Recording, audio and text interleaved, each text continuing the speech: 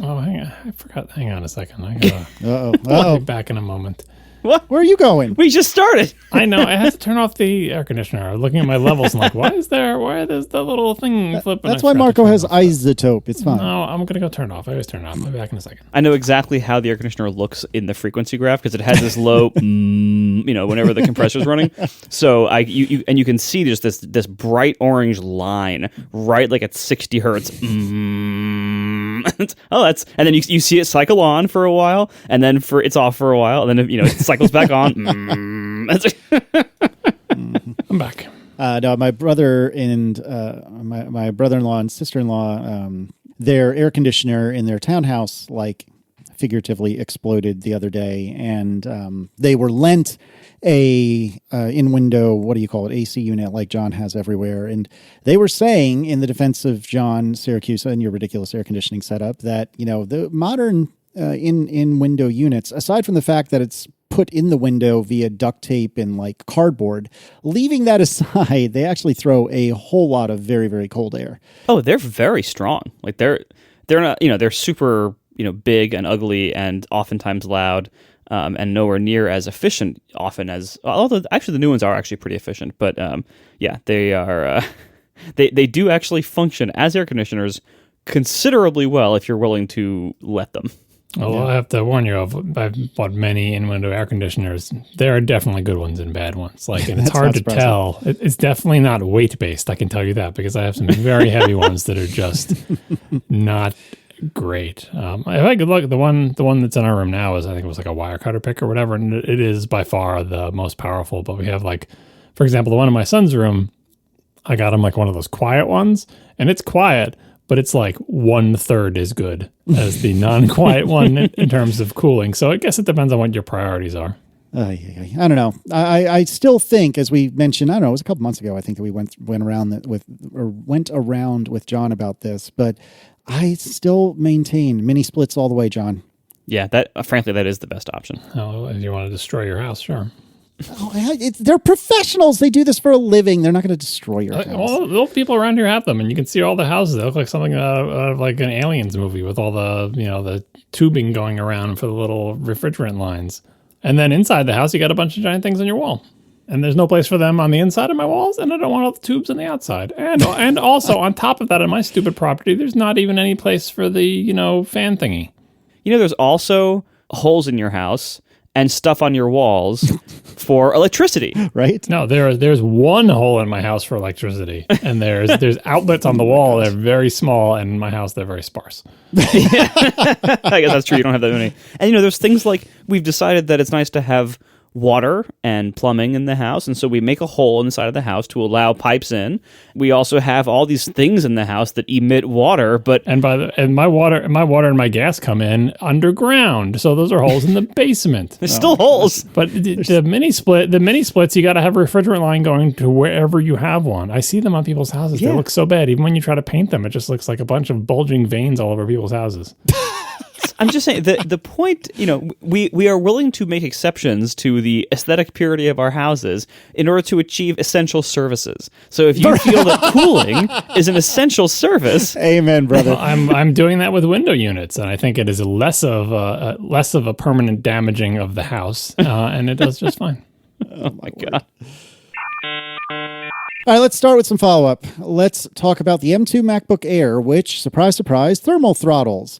But it's still better than the M1 MacBook Air, which is pretty exciting. So there's been reviews. Actually, the first shipments happened yesterday as we record. We are recording on the evening of Saturday the 16th. And some people were lucky enough to receive some of theirs, although I haven't personally seen too much of that. But the reviews are up. Jason Snell, just Jason, at Six Colors put up a great review. There's a great review at The Verge. I read Gruber's review, which I thought was very, very good as well, just earlier today.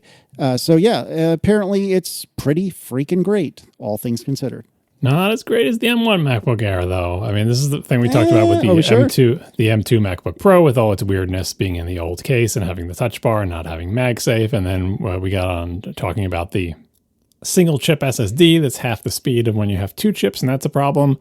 And of course, the potential for thermal throttling there, which still seems fuzzy to me. But anyway, MacBook Air is out now, and in the reviews, it seems pretty clear that it throttles everybody who's done even the most casual tests. And what they're testing it against, by the way, is they're testing it against the M2 MacBook Pro. So it's basically like the same chip, but with a fan and without a fan. And the one with a fan does better than the one without a fan on the same tests. And thermal throttling is the obvious thing to blame. And it makes sense. One of them has a fan, one of them doesn't.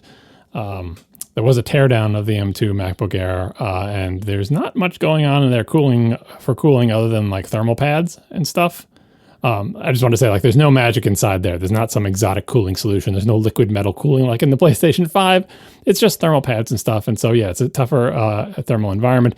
This is not what I think is an issue with the M2 MacBook Air, because if you're going to have a machine that's going to sacrifice, thermals for being fanless, make it this one, because most people are never going to thermal throttle because they're not buying an M2 MacBook Air so they can, export 8K video on it, right? It's not what the machine is made for. So I think this is exactly the right choice. I would definitely prefer to have no fan and have it thermal throttle under max load than the reverse, because there's the whole point of the real MacBook Pro line, not the M2 MacBook Pro, but the real whole point of that is those are the ones that are bigger and thicker and have fans and are high performance and blah, blah, blah. And these ones, even though they're very powerful, not intended for that purpose. They're supposed to be slim and light, and fanlessness is an incredibly valuable feature to me, and I think most people like it. And even if they don't even know about it, even if they don't care that it's fanless, it's just one less thing to go wrong. Less cat hair, less bugs, less everything that being sucked through that case all the time. So I think that's great. But the base storage is slow, right? So it's only got the one chip. And so it's got the same gotcha as the M2 MacBook Pro. And the M2 MacBook Pro has all sorts of reasons to avoid it.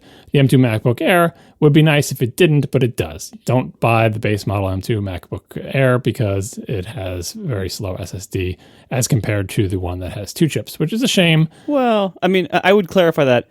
Don't buy the base model storage because it's not enough space. Yeah. It isn't like this is going to feel like a hard drive. It's not. It's still one SSD, and it's going to be very, very fast, and you're not going to really notice unless you're doing some very specific things.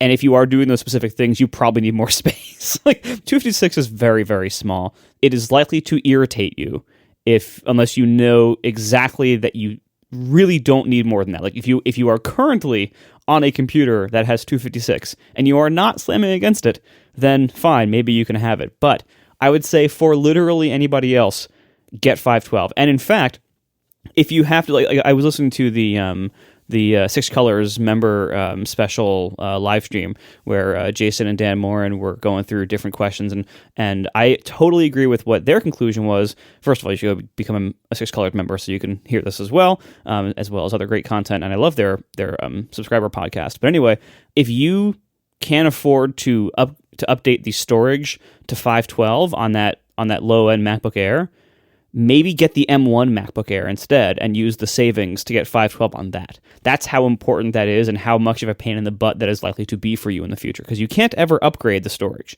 You should get what you can now because you don't really have a choice later, and 512 is what almost everybody should get, at least. So related to this, I guess this is related to both the M2 MacBook Pro and the M2 MacBook Air because they both have the one chip and they both suffer from the slow speeds because of it. If you get the one chip model, the 256 gig SSD, and you also get the base RAM, 8 gigs of RAM, when you do anything that pushes these machines into swap, the slow SSD punishes the swapping much more so in other computers. So in a lot of the tests that I saw on the MaxTech YouTube channel, they would do, the M2 MacBook Pro or M2 MacBook Air versus another computer with similar specs with the bigger SSD. And they were very similar until you push one of them to swap, and they were doing it by just opening Chrome tabs, as most people would do. And it didn't take much to push it into swap. They'd say, okay, here it is without Chrome running, and they're about the same speed. And here it is with Chrome open with 10 tabs, which I don't think is unreasonable, but that's me. You wouldn't, yeah. But still, I feel like you could find yourself pretty quickly in a situation where you have Chrome with 10 tabs open, and it just destroys performance, because as soon as you get close to swap, now your performance is dependent on that SSD speed, and the SSD is slower. On top of that, Ars Technica review, did I put the link in there? I should put it in. Anyway, the Ars Technica review of the M2 MacBook Air shows that even if you get the 1 terabyte model, the SSD is slower in some circumstances than the one in the M1 MacBook Air. Why? I don't know, but you can look at their tests, right? It's slower in read, but it was faster in write. And that doesn't make sense because 2 chips in both of them. Maybe they went to a different vendor. Maybe there's something else we don't know. So the M1 MacBook Air, like we were, praising that machine to high heaven ages ago, because it basically didn't have any downsides. Now, with the advent of the M2 MacBook Air, the downside that it has is there's an alternative with MagSafe, right? So it has dimmed the shining light of the M1 MacBook Air a tiny bit. But beyond that, the M1 MacBook Air is still a phenomenal machine. So if you want to save money, get that one.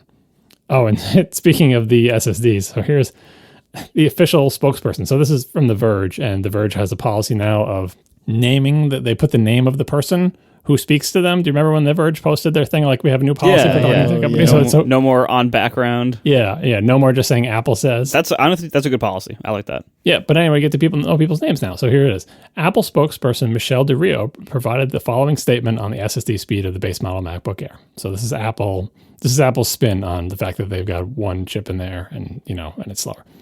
Thanks to the performance increases of M2, the new MacBook Air and 13-inch MacBook Pro are incredibly fast, even compared to Mac laptops with the powerful M1 chip.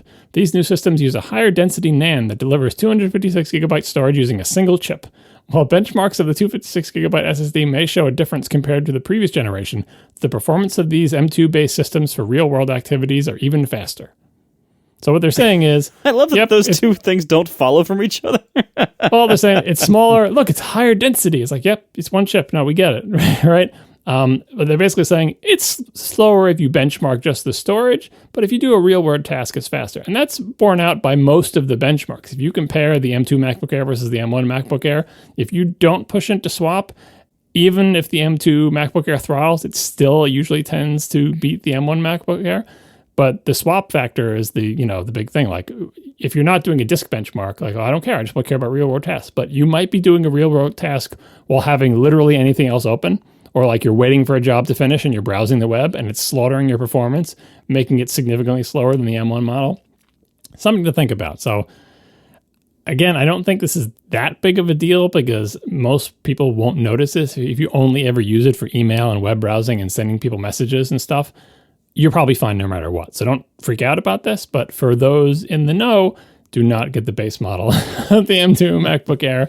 Do not get the base model of the M2 MacBook Pro, or probably any model of the M2 MacBook Pro, unless you're really interested in battery life. Because that's another thing that came up. The M2 MacBook Pro does have bigger batteries.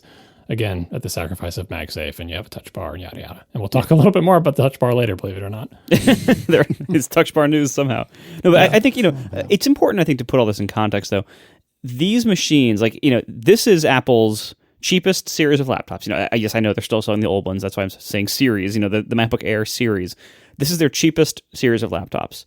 And to get significantly, higher, like pro level stuff, it does cost significantly more money. So, you're looking at something that's in the $1,200 to $1,500 price range in most configurations people are going to be buying. And when you compare that to the differences between like the low end and high end products 10 years ago, or maybe even 5 years ago, there were vast differences. And you'd buy the low-end product, and it would actually feel slow right from day one. These machines are not like that. The gap between how these feel and how they perform in almost every task that almost everybody does, between the base models of the cheapest MacBook Air you can get, even the base model M1 version, even that. Or heck, let's hobble the SSD, the base model M2 version. Okay, the cheapest model of that. Compare that to the top of the line Mac Studio, and in almost every kind of task that most people do, you won't even feel a difference between those two products.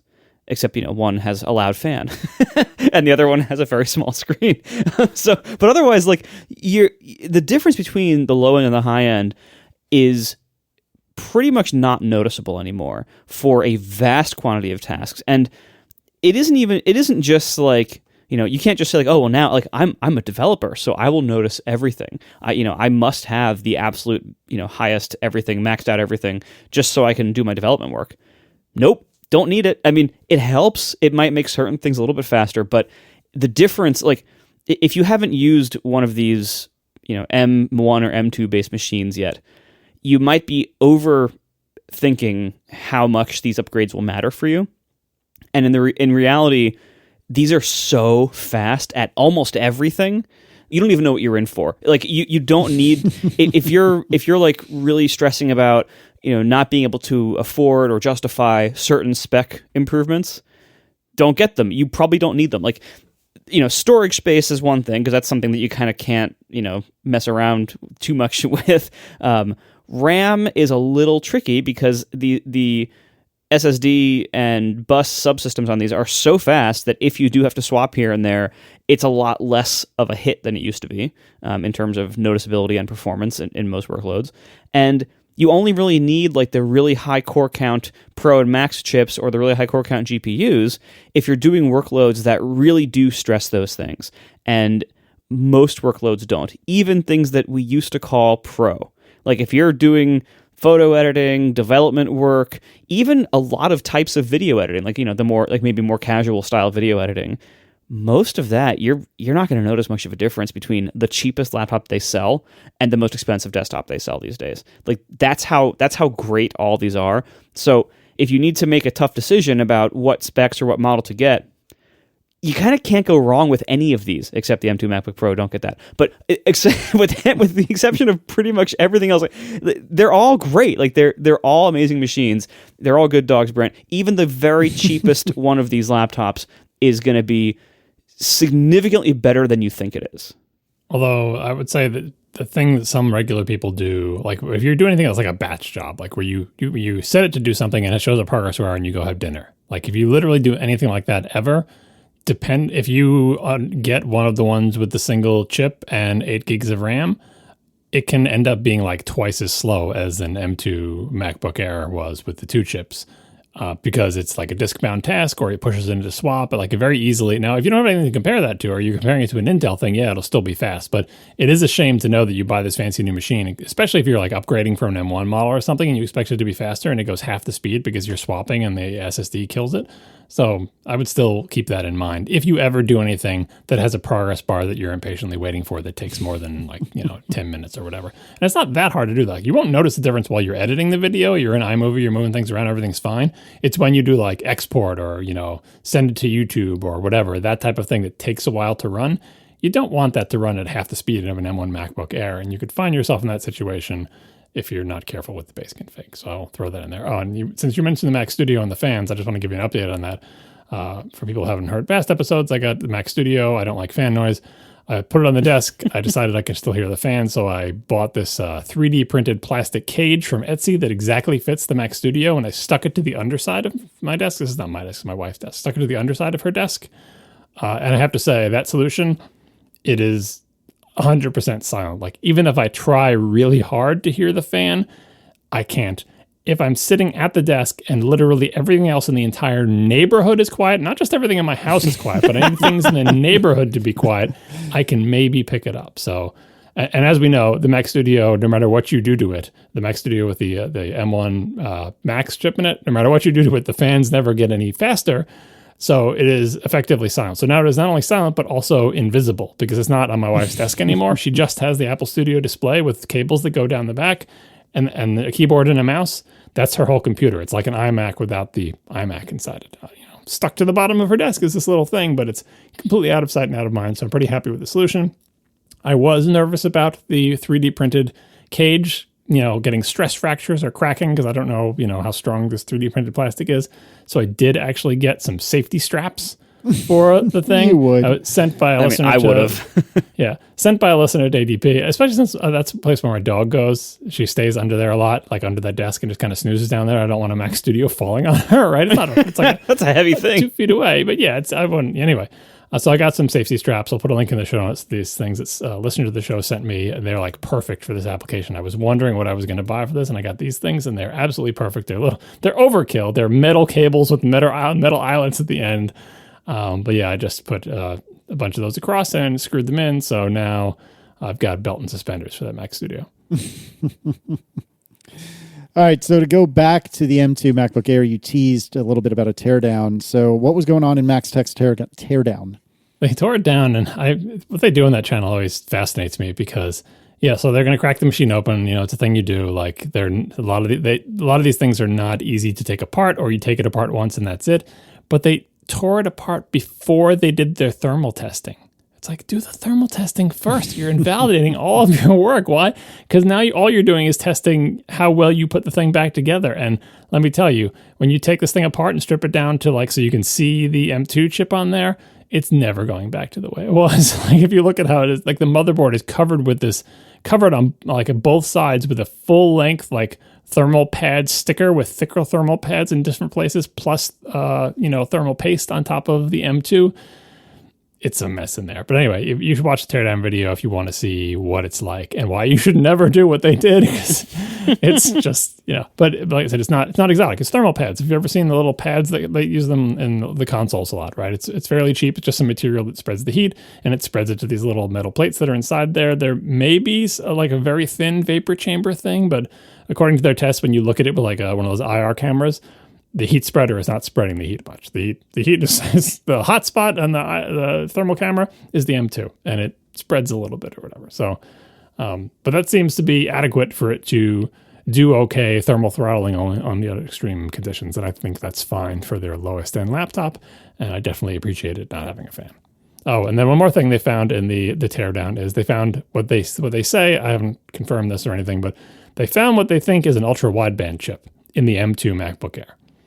And I think that would be the first ultra wideband chip in a Mac. Do you recall if there was one? I thought all of the Apple Silicon series models had one, but I could be misremembering. Well, anyway, I don't think there's any application for ultra wideband in the Mac yet. Like unlike the phones, where they had the thing where you could be close to somebody and the AirDrop and stuff, like whatever they made up before the AirTags were out. Yeah, so this makes me think of the previous rumor about AirPods, going away from Bluetooth and moving to ultra wideband for audio for a bunch of reasons. It'll be, better, more efficient, lower power, better bandwidth for lossless audio, and, hopefully better in all the ways that Bluetooth is bad. So we'll see. We'll see if anything comes of that, but just thought I'd throw that out there. We'll probably follow up in the coming months whether there really is ultra wideband chip. We are brought to you this week by Squarespace, the all-in-one platform for building your brand and growing your business online. Squarespace makes it super easy for you to make great websites, whether it's for personal things, hobby things, or a full-blown business site. This can be things, maybe you're selling something. With Squarespace, you can sell your products, content you create, even your time. They have full-blown support for any kind of business you want to run online. And it's just a really great platform. My wife runs a Squarespace storefront, and I've seen myself, first of all, I didn't have to help her at all to set it up, and she's not a programmer, and anybody who's not a programmer can do Squarespace because there's no coding, there's no server maintenance, there's no software upgrades or anything like that. And so they just have these amazing sales tools. And so she sells things, she ships things, it figures out sales tax, all that stuff. That's all part of Squarespace. They have whatever you might need to sell physical or digital goods. They also have things like membership support. So if you want to sell memberships and you might have private content for members, or maybe you're selling your expertise and you have people taking up slots in a schedule for you, they have support for all of that at Squarespace. They have SEO tools, email campaigns, everything you might need to run your business. And it's a great site. It's really to build any kind of website, whether it's a business or not, but they really shine in the business area in these recent years. They've done so many great updates, and they make it so easy to run a business there. See for yourself at squarespace.com/ATP, because there you can start a free trial and you can actually build whatever site you have in mind. You can go to squarespace.com/ATP, start a free trial. There's no credit card required, and build the site. And when you want to sign up finally after that, when you're ready to launch the site, go back there, squarespace.com/ATP, use offer code ATP to save 10% off your first purchase of a website or a domain. Once again, squarespace.com/ATP, code ATP for 10% off your first purchase of a website or domain. Thank you so much to Squarespace for sponsoring our show. Tell me about what happens when somebody changes their phone number. This was based on an Ask ATP from last week, if I'm not mistaken. Yeah, that was my frustration at having lots of contact info for people, but then when I initiate a form of contact, say, for example, I want to share a funny thing that I see on the web with the share, I'm on my phone and I want to use a little share icon, the box with the arrow pointing up, and I go share. And if the person I want to share to isn't in the recent ones, like the little thing that shows their face and like messages or whatever, I have to hit the messages icon, and then you have to type their name. So I want to share it with my son, and he's not visible in the recent. So I hit messages, I type the first few letters of his name, and it auto-completes to his name. And next to his name is his phone number. And I never want to send him messages to his phone number. I always want to send them to his Apple ID. And no matter how many times I go over to that line and click the little chevron and go pick the Apple ID and then send the message to his app, no matter how many times I override the default that it's sending to me, next time I do it, I type the first few letters of his name, shows his phone number. So people had some theories about how to fix that. So first, here's an Apple document that tries to explain something that sounds like what it is, but it's not. So this document, which we'll put a link in the show notes, it says to change the default phone number or email address for a contact method, touch and hold the button for that method below the contact's name, then tap a selection in the list. This is in the contact card. Like if you're in the contacts app or any place that shows the contacts card, you see the person and their name, and then you see these little icons, messages, call, FaceTime, mail, pay, with the little, right? If you tap and hold on those, like if you tap and hold on messages, you see all the ways you can message them. You can message them at their Apple ID, you can message them at their phone number, whatever, right? And then they say, oh, pick one of those, and that will set the default. But all it actually does is set the default for the next time you're on this specific screen and you tap messages without holding it. No. That doesn't help me. I'm not on this screen, right? I hit share messages, then type the first few letters of their name and see that it has auto-completed to my son and his phone number. So that's frustrating. Jen Gobble had another theory. According to a friend at Apple, iMessage picks the way you contact people via each person's iMessage pref. If you have your phone number in this, and I have your phone number and email and my contact card for you, then iMessage will address it to the phone number. So this is the thing where if you go on the Mac version of Messages and you go to the preferences, it says start new conversations from, right? And you can pick where do you want to start new conversations from. But that does not, this may be true, but A, it doesn't make a lot of sense, and B, it doesn't really help me, right? So it doesn't make a lot of sense because what you're saying with that preference is when I message other people, who do they see the message coming from? Like who am you can pick whenever I message somebody, I want it to be sent through my phone number so that what they will see is a message from my phone number. Or you can say, I want to start new conversations from my, Apple ID. And so when they see the message coming in, they'll see it coming from my Apple ID. That's for me sending outgoing messages, right? That's who it appears to be coming from. But what I want to control is how I send it to the person. And this theory is that the only way to get it to work is I'd have to go to my son's phone and change his preference to say, start new conversations from your Apple ID instead of from your phone number. And that seems weird to me that on my phone, when I hit share and I hit messages and I type my son's name, that the only way for me to tell my phone to pick his Apple ID is to go to his phone and tell him to change it to his Apple ID when he sends to me. So I really hope that's not true. I suppose I'll try it, and if it fixes the problem, then I will, because my son probably doesn't care what he sends his conversations from. But this is all very confusing, and it gets back to the larger issue, which is contacts. You can have many things of each category, many email addresses, many phone numbers, so on and so forth, and there's apparently no way in contacts to tell it, this is the priority order, these are old ones, these are new ones. It's just a completely unordered stew. Sometimes, I don't know if you've done this thing, but like I delete all of them and re-add them in the order that I want them to be, just crossing my fingers that the order that they display in the contact card has some meaning, but it probably doesn't, let's be honest. So to back up way to the beginning, and perhaps I missed something, I'm sorry, but why is it such a travesty to send something to Alex's phone number? Because you can send something to my phone number or my Apple ID email address, and they both end up in the same spot as far as I'm concerned. They don't always end up in the same spot. So the reason you want to send to an Apple ID, that's a good question though. The reason why I want to send to an Apple ID instead of a phone number is not everybody has their Macs set up to receive messages sent to their phone number. And even if you do have it set up to do that, I think your phone needs to be nearby for it to work. Is that correct? No. You're thinking of SMS, like the SMS relay thing that was introduced many, many years ago. So if you receive an SMS from an Android person or from your bank, there's like two-factor, that does need to be set up explicitly. And I always forget how to do it. I wrote actually a blog post about it way, way, way back when this was new. But that your phone does need to be nearby, I think, and that actually might have changed since the feature was new. Right. But anyway, there's still a settings in Mac Messages that says, hey, where do you want to receive messages from on this Mac? And not everybody has their phone number checked off. So they might just have their Apple ID. You always have your Apple ID checked off because when you sign in with your Apple ID and create an account on your Mac, I think that there's no way to stop that. But you might not have your phone number checked. So I don't want to be in a situation where I send a message where he's on his Mac and he doesn't see it. It shows up on his phone, but his phone is over on the bed and he hasn't looked at it and he doesn't see it on his Mac. So if I send to the Apple ID, I know no matter where he is, it's going to show up. I mean, I guess, but I can't think of anyone I know who has that situation. And I have very frequently found when I go to my preferences that it is not set. And I don't remember unsetting it, so it must be, I don't know if it's something to do with upgrading OSs or like who knows what makes that become unset. Who can know? But like, I'm always on, you don't have to do anything to be on your Apple ID. Your Apple ID is your Apple ID, and it is everywhere that you were signed into your Apple ID, and that makes perfect sense. But your phone number is tied to your phone, and your Mac is not a phone, at least not yet. Yeah, I get that. I think this is one of those cases, and I should not be throwing stones on this, but it's one of those cases where I think you're fretting about something that's not really an issue. No, it's happened. It's actually happened. That's why I'm obsessed with this. It's because it's like I'm sending you a message. Why aren't you responding? It's like, oh, I didn't see them. They're just on my phone. I'm like, but you're on your Mac, why aren't you? It's like, yeah, but I didn't see them there. And then you find out why not, and you go and it says it doesn't have the. Yeah, anyway, if it's only happened with people that at least for the next month or so are living in your house, may I suggest an easier solution, which would be to march up to his MacBook Air and just fix it for him. I know. Well, I do that on my own. I do that on my own Macs. I'm going to go look right now. Everybody launch messages. All right. Well, all right. And go to see in preferences where it says that you're set to receive messages from.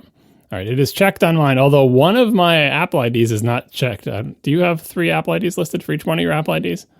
At Mac, at me, and at iCloud? I have at iCloud, I have at me, I have my third-party email that is basically my Apple ID, and then I also have my phone number. So I have my phone number, iCloud, me, and my domain. Yeah, I also have all of those things. You don't have at Mac?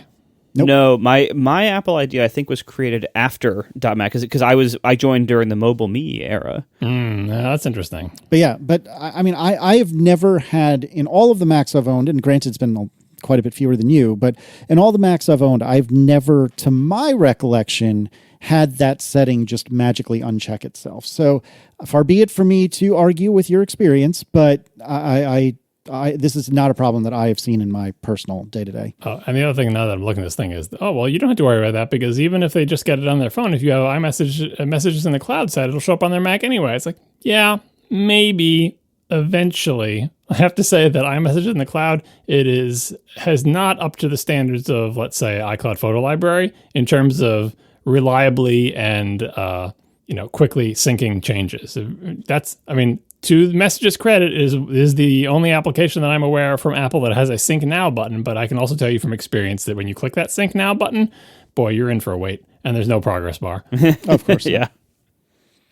Yeah. All right, and then finally for follow-up, tell me about IPSec and whether or not it's required for IPv6, please. Yeah, this is from Brian Peterson, who pointed to some information, but I just pulled from Wikipedia because it says succinctly, IPSec was a mandatory part of all IPv6 protocol implementations, and the Internet Key Exchange was recommended. But with RFC 6434, the inclusion of IPSec and IPv6 implementations was downgraded to a recommendation because it was considered impractical to require full IPSec implementation for all types of devices that may use IPv6. And Squozen on Twitter, says it in a slightly different way. IPSec is quote-unquote mandatory in IPv6 in the sense that everything running IPv6 must be capable of supporting it, but that doesn't mean all IPv6 traffic automatically uses IPSec. It must still be explicitly configured between 2 hosts. So it seems like this is a thing they wanted to do, and they had it in the original RFC, but then backed off because probably people complained like, oh, even for my whatever, smart home toaster, I got to use IPSec. We're using TLS for everything. Why do we need to use IPSec? Seems overkill. So now it is not mandatory everywhere. As of As of 2011 or something? It's not mandatory. It is just you have to support it, but it doesn't mean that you have to use it for all of your communications. And everyone cited TLS, basically, HTTPS that you see on your URLs as the predominant way that information is encrypted in transit, and having IPv6 on top of that it probably seems like overkill, and it requires too much of the people implementing their smart toasters, I suppose. We are sponsored this week by RevenueCat. I'm an app developer. My least favorite part of my code to work on is the in-app purchase code. And my least favorite part of my server stuff to work on is the in-app purchase subscription management. In-app purchases and subscriptions are a big pain. The code can be tricky, it can be time-consuming to maintain, there's so many edge cases to consider. RevenueCat makes it super simple. So you can focus on building literally anything else with your time, your features, things that will benefit your customers, not your in-app purchase infrastructure. With RevenueCat, you also get out-of-the-box subscription metrics and charts that you can't get from App Store Connect. Plus, pre-built integrations and webhooks make it easy to sync customer events and revenue data to every tool in your stack. It is super simple to use RevenueCat. You just put a couple lines of code in, and they handle all of those trickiness and edge cases and all that other stuff for you. So see for yourself at RevenueCat.com and see why thousands of the world's best apps trust RevenueCat to power subscriptions and in-app purchases on iOS, Android, and the web. Once again, RevenueCat.com. See for yourself. It's a great service. I strongly recommend it. It is so much better than writing in-app purchase code yourself. RevenueCat.com. Thank you so much to RevenueCat for making this easy and for sponsoring our show. So apparently, if you have a touch bar Mac, which in and of itself, I'm sorry, if you put an AirPlay button on your touch bar, you can expect that your networking will just kind of pause periodically, always. What is going on here? So this is a good article of someone debugging a problem they were having and tracking it down to this thing that's in the touch bar that periodically checks for stuff on the network. I'm not a network expert, but my question with all these things is like, all right, so this kills this person's network. Will it kill everybody's network? And when I say kill, I mean make everything slower than it would otherwise be. Because it seems like what it's doing, yeah, it's being wasteful and it's constantly checking for a thing. It's like the AirPlay button, and it's like looking for things that it can AirPlay to. Any kind of thing where you have polling, where something is saying, what's around here that I can AirPlay to? What's around here that I can AirPlay to? What's around here that I can AirPlay to? That's polling, right? That's not good. It's inefficient, and it's inefficient for the thing that is asking the question constantly, and it's inefficient for your network because there's constantly, a pulse going out, messages going out saying, hey, who's out there? Who's out there that I can AirPlay to, right? But it doesn't seem like that should make your network performance so incredibly awful that you notice it. So maybe there's something else bad with the network, but I just thought this was an interesting story just because the touch bar, everybody's favorite thing, is still out there causing problems for people who probably just want to use it as a row of function keys. And I just wanted to, bring this to people's attention because it's the type of problem that most people would never figure out. Like, it takes a fairly heroic level. You can look at the article here. It takes a fairly heroic level of debugging to track it down to something in your touch bar, because that's not what you're thinking when you're like, why is my network slow? And you're checking everything you can think of. You're not looking at what buttons are in my touch bar right now. But the solution is just to not have that AirPlay thing in your touch bar, and then it solves this problem. But I thought this was funny, and also, hey, if you have a touch bar and you're having network difficulties, or put it this way, if you have a touch bar and you never use that AirPlay button, remove it just in case. It's a good thing they're not making any more. Oh, wait. Mm-hmm. Well, don't worry. They're constantly updating touch bar and improving it. So, oh my gosh. All right. Apple, in the last couple of weeks, apparently patented a dual Pro stand for Studio Display and Pro Display XDR users. And in a way, this is like kind of exactly for me because if you recall, I, had my semi-beloved LG 5K that I hate yet love. I love hate. Anyway, I had that, then I got the Studio Display, and I currently have the Studio Display sitting directly in front of me, and then off to my right with the screen angled at about a 45-degree angle, I have the LG 5K, and it is sitting on a single stand that is just sitting on top of the desk because I still have my glass desk, which eventually I will replace, but one way or another, I didn't really trust a clamp onto glass I just didn't think that was a good idea. So I have this kind of meh freestanding stand, which I will put a link in the show notes if you're interested. Again, it is meh.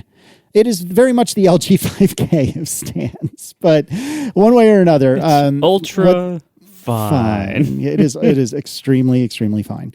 But anyway, this dual Pro stand that Apple seems to have patented looks like a kind of similar thing, but with mine, there's a single stand and a post that comes up, and then off of that single post are two arms that hold up the screens. This is kind of the opposite, actually. It's two posts, one at each end, and then a connecting rod, if you will, between them. But what's very interesting is because if you look at the Mac Rumors post, well, I'm saying post a lot all of a sudden, but anyway, if you look at the Mac Rumors article, there's this, straight crossbar between the two vertical posts, the two supports. And I thought to myself, well, that doesn't do what I want it to do, because I want it, kind of at an angle. I want the one screen directly in front of me, and then, perpendicular to my face, and then I want the other one at a 45-degree angle. And as you scroll down, hey, sure enough, right in the middle of the horizontal support, you can bend it. So if I were to get myself a second studio display, which I totally have not considered, no, of course not. Why would I do such a silly thing? I could pair it potentially with this very fancy schmancy dual pro stand, which looks very cool, and I'm sure is super cheap. With the disclaimers that patents don't often result in products. I think there is no way in heck that Casey would ever get this, because the stand itself would probably cost $2,500. You're so right. You are so right. Well, it's like only $2,000 because it's like two regular $1,000 stands. Oh my gosh! I mean, so this looks a lot like patents that come out after they've already decided not to make it. So it's like several years ago, they're making the Pro Display XDR and they have a bunch of ideas for stands. And this is one of the ideas. And they decided, actually, we're not going to make this one. We're just going to make a regular stand. We'll charge $1,000 for it. Here's the XDR. And that's what they decided to do. But then eventually it's like, but we did think about and design this double stand. So eventually the patent goes out and we should still patent it, because that's what companies do, because patents are dumb and they have to patent everything. So they patent it and it comes out. But it's like, by the time you're seeing the patent, it's a product they long ago decided not to make, which I think was a wise decision, because to Marco's point, this would cost so much money, as evidenced by the single stand that costs $1,000. Can't imagine what this even fancier double stand would cost. And it's kind of like the situation with my TV where, Casey's ugly central stand thing, you can have your two monitors extending out pretty wide and you just got one stand in the middle. These things, it's like soccer goalposts. Your desk needs to be as wide as your two displays, so that because the feet are all the way at the edges. The feet aren't in the middle of the two monitors. The feet are at the far edges of the monitor. The left monitor, the foot is at the left edge of that monitor. The right monitor, the foot is at the right edge of that monitor. So you need to have a desk that wide. And then you need those feet. Those feet are because if you do it on an angle, those feet are kind of, toed in, they're just look at your desk and think of where those feet would be, and think of what, maybe you have speakers there, or maybe you have they're taking up desk space. The good thing about a central stand with just the one thing is, you've got a foot in front of you, but it's right in front of you and you can put stuff on top of it and you can still have stuff flanking it. I don't think this is a good design for a stand. And if you read the patent filings, the things they talk about, what are the features of this? Why is this patentable? Or, what's good about this?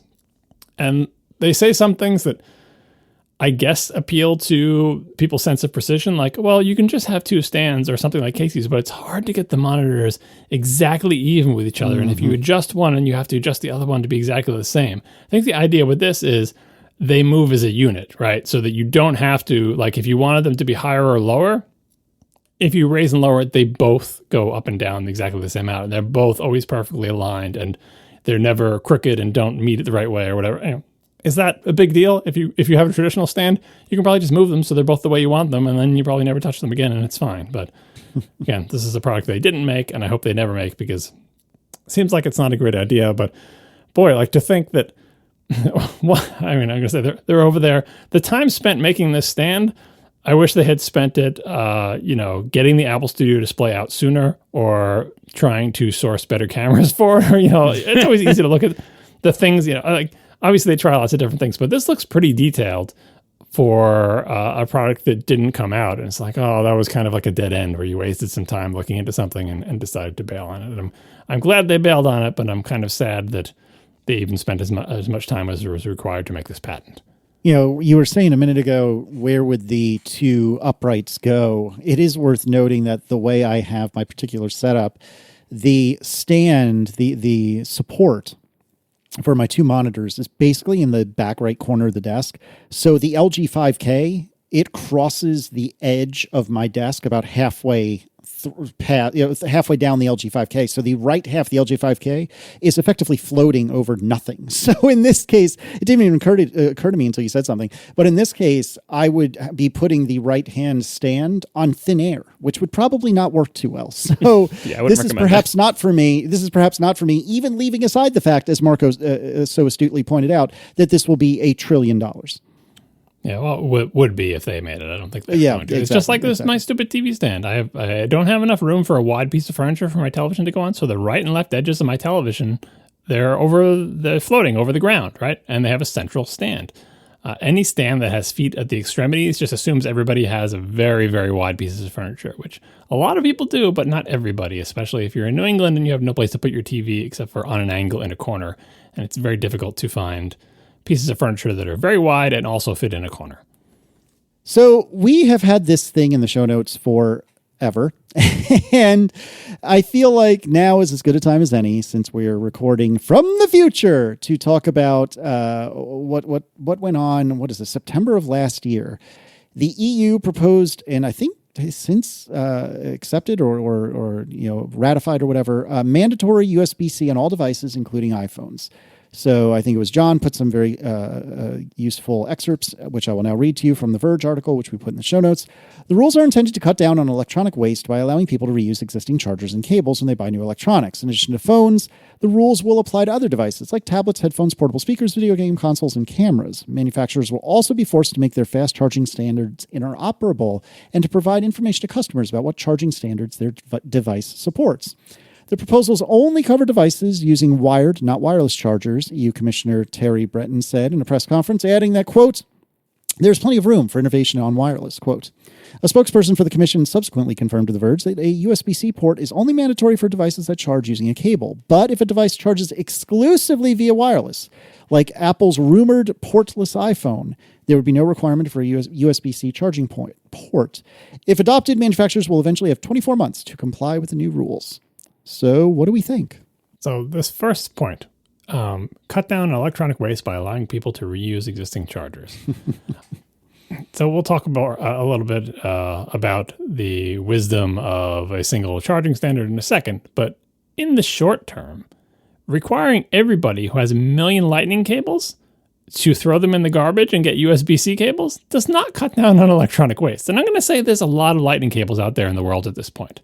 Right? Not a small number of them. So citing specifically that this new proposal will cut down on electronic waste does not ring true to me. Now, I'm sure people do have USB-C chargers, but I don't think people buy enough USB-C chargers for all the devices and then only use half of them because the other half use Lightning. No, you buy as many chargers as you need. You buy the Lightning cables and chargers for your Lightning devices, and you buy the USB-C cables and chargers for your USB-C devices, and you don't have a million extras of both.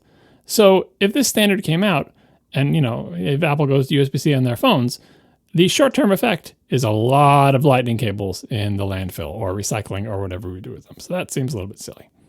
Well, but I mean, long-term, though, like I see what they're doing long-term. Now, that being, so this is one of those things like,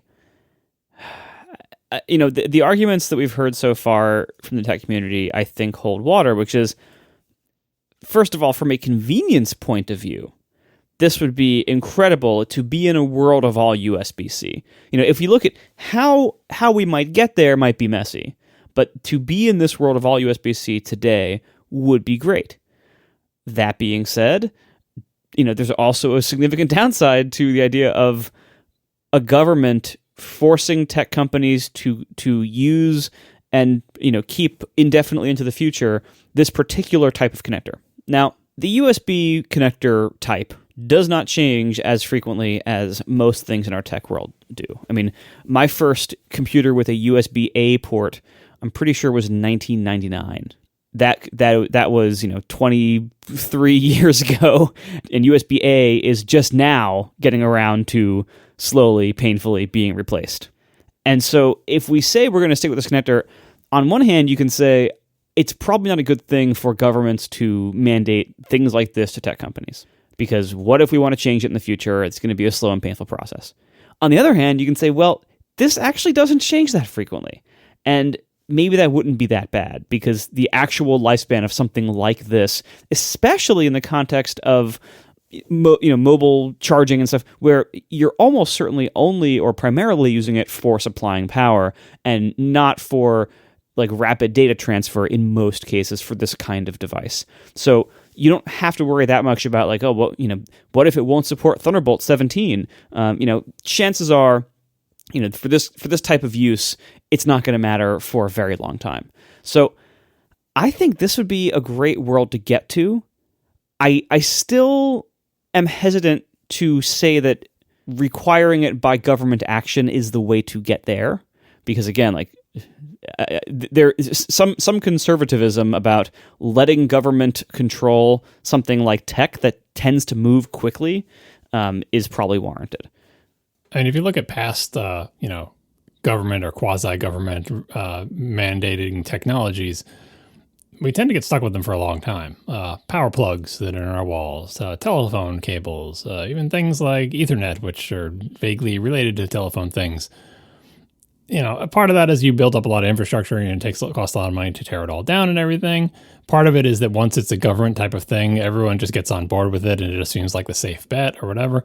But in the world, in the faster pace, let's say, the moving world of internet related technologies, like, the telecom era is, back in the 60s, 70s, 80s, the internet age, things move faster now. And there is more, development, like as people in the chat room are talking about, micro USB, the terrible connector that we all hate, the one that is asymmetrical, but it's so small it's hard to tell. It's the worst. And, if they had standardized on that, maybe we wouldn't have USB-C, right? Or if they had standardized on something before Lightning came out, we never would have had Lightning, and Lightning was a big leap over what came before it, right? So the idea that the government should do something because left to their own devices, apparently Apple is refusing to budge on this, right?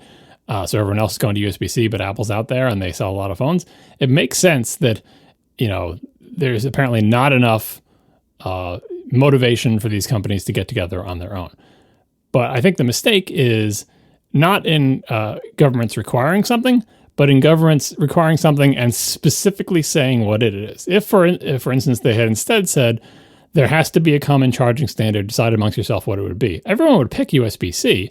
But the good thing about that is that years in the future, when there's some newer standard, like an Apple wants to use, Thunderbolt 19 on their new Holo iPads or whatever, but we can't do it because everyone has to use USB-C and we don't want to put 2 ports. Eventually, everybody in the industry will be in a similar situation where like, oh, there's a new standard and it's better, or I have a new thing in mind and it's better, but we're all stuck on the stupid USB-C because we all agreed back in 2022 that we had the one standard requirement and we all agreed it would be USB-C because of course it would be, right? At that point in the future, there would be enough companies that want to move on to their own particular innovation to come back together again and say, okay, everybody, let's get together again. Let's all agree on a new standard because we all agree that USB-C is holding back all of our products because now in the future we all have different, and then they'd have to agree on like, well, what is the new standard? Let's fight over that or whatever. But they would be motivated to do that because everybody would want to have newer, better devices, right? If we had standardized on 30-pin, eventually everyone would be like, well, 30-pin has served us well, but we all have something better in mind.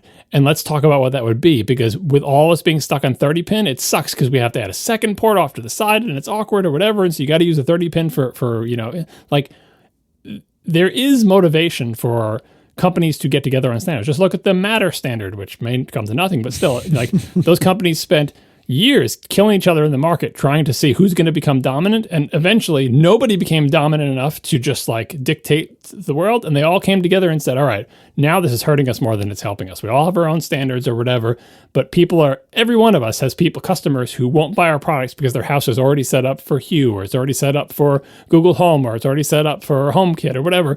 And they won't buy our products because they have a different, so we need to decide on a standard because that will help all of us.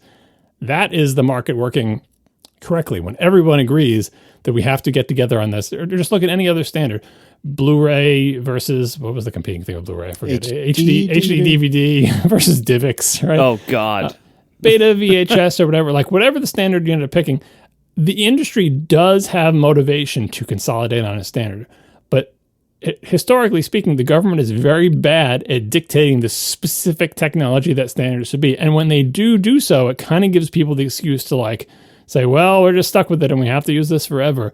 Like, and I don't know, I'm not saying this is not what they're doing. I don't know the details of the EU proposal. Maybe the EU proposal has a time limit. Maybe the EU proposal has a way where they can get back together and deal with this. And even if it doesn't, the EU itself in 15 years can get back together and say, okay, we all agree now that USB-C thing, the time has come and we should redo it, right? But why leave that to chance? Why not bake it into the thing? A one standard policy for something as big as the EU to say all phone manufacturers have to agree on a standard, decide amongst yourself, would have the same results and would be a better policy. Now, That's just like pie in the sky, how I think this could be different or better, and hopefully it will work out, right? Practically speaking, I'm not sure what this means. Does this mean that in 2 years, starting from whatever date, Apple has to switch their iPhones to USB-C or make them wireless?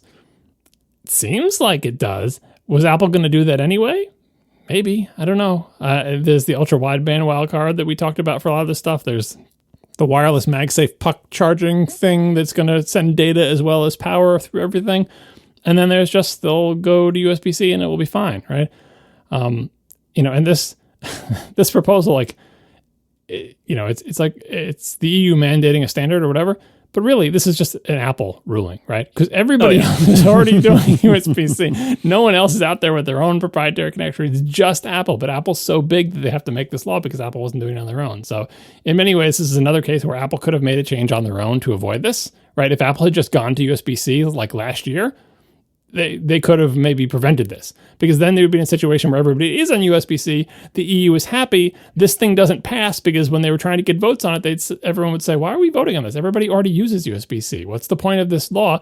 And that would free them later to go to Thunderbolt 19 without having to wait for the EU to do something. Yeah, I agree with you that I think the thing I find most offensive about this is that it's the government deciding specifically USB-C is the way forward. Because, like you said, it's so obviously the way forward today. But we don't know when that's going to change. We don't know what the situation is. And it's funny because I'm not that offended that the iPhone isn't USB-C. Like, I absolutely would prefer it to be, without question. But I'm not that bothered by it. And I think that's in part because I've decided to embrace either USB-C or just wireless charging for everything. And I still have a trillion, lightning cables just strewn throughout the house, just like you said, John. But I'm going on a trip, somewhat soon, and I use that as an excuse to spend money. Hi, Marco. Hey. I've known you too long. I was just looking at chargers today because I keep that my family seems to eat USB-C charging equipment, and so I'm out of multi-port chargers. And relevant to the story, my wife is away this weekend, and she requested chargers for her trip because, of course, I'm in charge of wires. She's in charge of soft things. And I look at my wire cabinet, and all my multi-port chargers are gone. So I had to give her separate bricks with just one output each. And she wanted to take with her, this is not unreasonable, an iPhone, an Apple Watch, and an iPad. I had to give her 3 chargers. That's not a good it's not a good look. Like you don't want that. And so this is something that I was running into. So many moons ago, I wrote a couple of different blog posts, both talking about the same thing, which was what I like to call my Go Pack. And I've preached the gospel on here many times before, but the short version is I like to have a pack, like a small bag full of all the cables and doodads and whatnots and wizards that I need in order to charge all my stuff when I travel. And that Go Pack, that pack of cables and whatnot, it is never touched and never pilfered through when I am not traveling. I never just, I'll just grab this from, nope. It has to be a completely untouchable thing when you're at home. And so in that Go Pack, I used to have a 5 USB-A plug, so you plug into the wall once, it has 5 USB-A coming out the other end, because I need, 2 phones, 2 watches, and potentially one other thing. But I feel like that's just so many cables, especially since I typically bring a couple of USB extensions so that Erin doesn't have to hand me her phone before she goes to sleep. I can get the cable all the way over to her side of the bed or whatever. And it was just too much. And so I did the most Marco thing possible. What do you think I did, Marco? Bought a bunch of new stuff. Bought new stuff to fix my problems. So I spent in just an absolutely preposterous amount of money. And I bought 2 Mophie 3-in-1 travel chargers with MagSafe, which was recommended to me many moons ago in the Relay Slack. This is a MagSafe puck in the center, an iPhone puck on the right, and then just a Qi charger really intended for AirPods on the left. And it folds up and it has a nice little canvasy bag thing. Each of these, and you need 2 if you're part of a pair, each of these is $150 and is only available at Apple. That is the only place you can buy them, is from Apple. So I spent $300 friggin' to get chargers that just replace a bunch of cables that already work just fine. But I did it. I did it because I've spent way too much time being Marco's friend, and because it's going to make my life so much nicer that all I have to do is plug each of these in, and guess how they plug in, gentlemen? USB-C, baby. I plug these in either to the USB-C charger that they come with, or I could repurpose my 2-port USB-C charger that I'll use for my laptop, and I could bring it to the bedroom at night, and I will plug these into some USB-C power adapter, and then I will get Aaron's watch and Aaron's phone, my watch and my phone, and my AirPods, if I so choose, all charging using just one cable per person, as opposed to 2 USB-A extension cables, a lightning cable, or 2 lightning cables, 2 watch cables. It's just, this is going to be so much better, and I'm so excited about it. But all of this is relevant because I want to get away from lightning. Like, I don't have a problem with lightning, except that it's its own bespoke thing. I don't want lightning in my life anymore, except when I'm doing development, which is something that we've only glanced off of the outer atmosphere of. But for charging purposes, just give me Qi charging or MagSafe charging. Give it to me everywhere. I don't want it. I don't want to charge via Lightning unless I absolutely have to.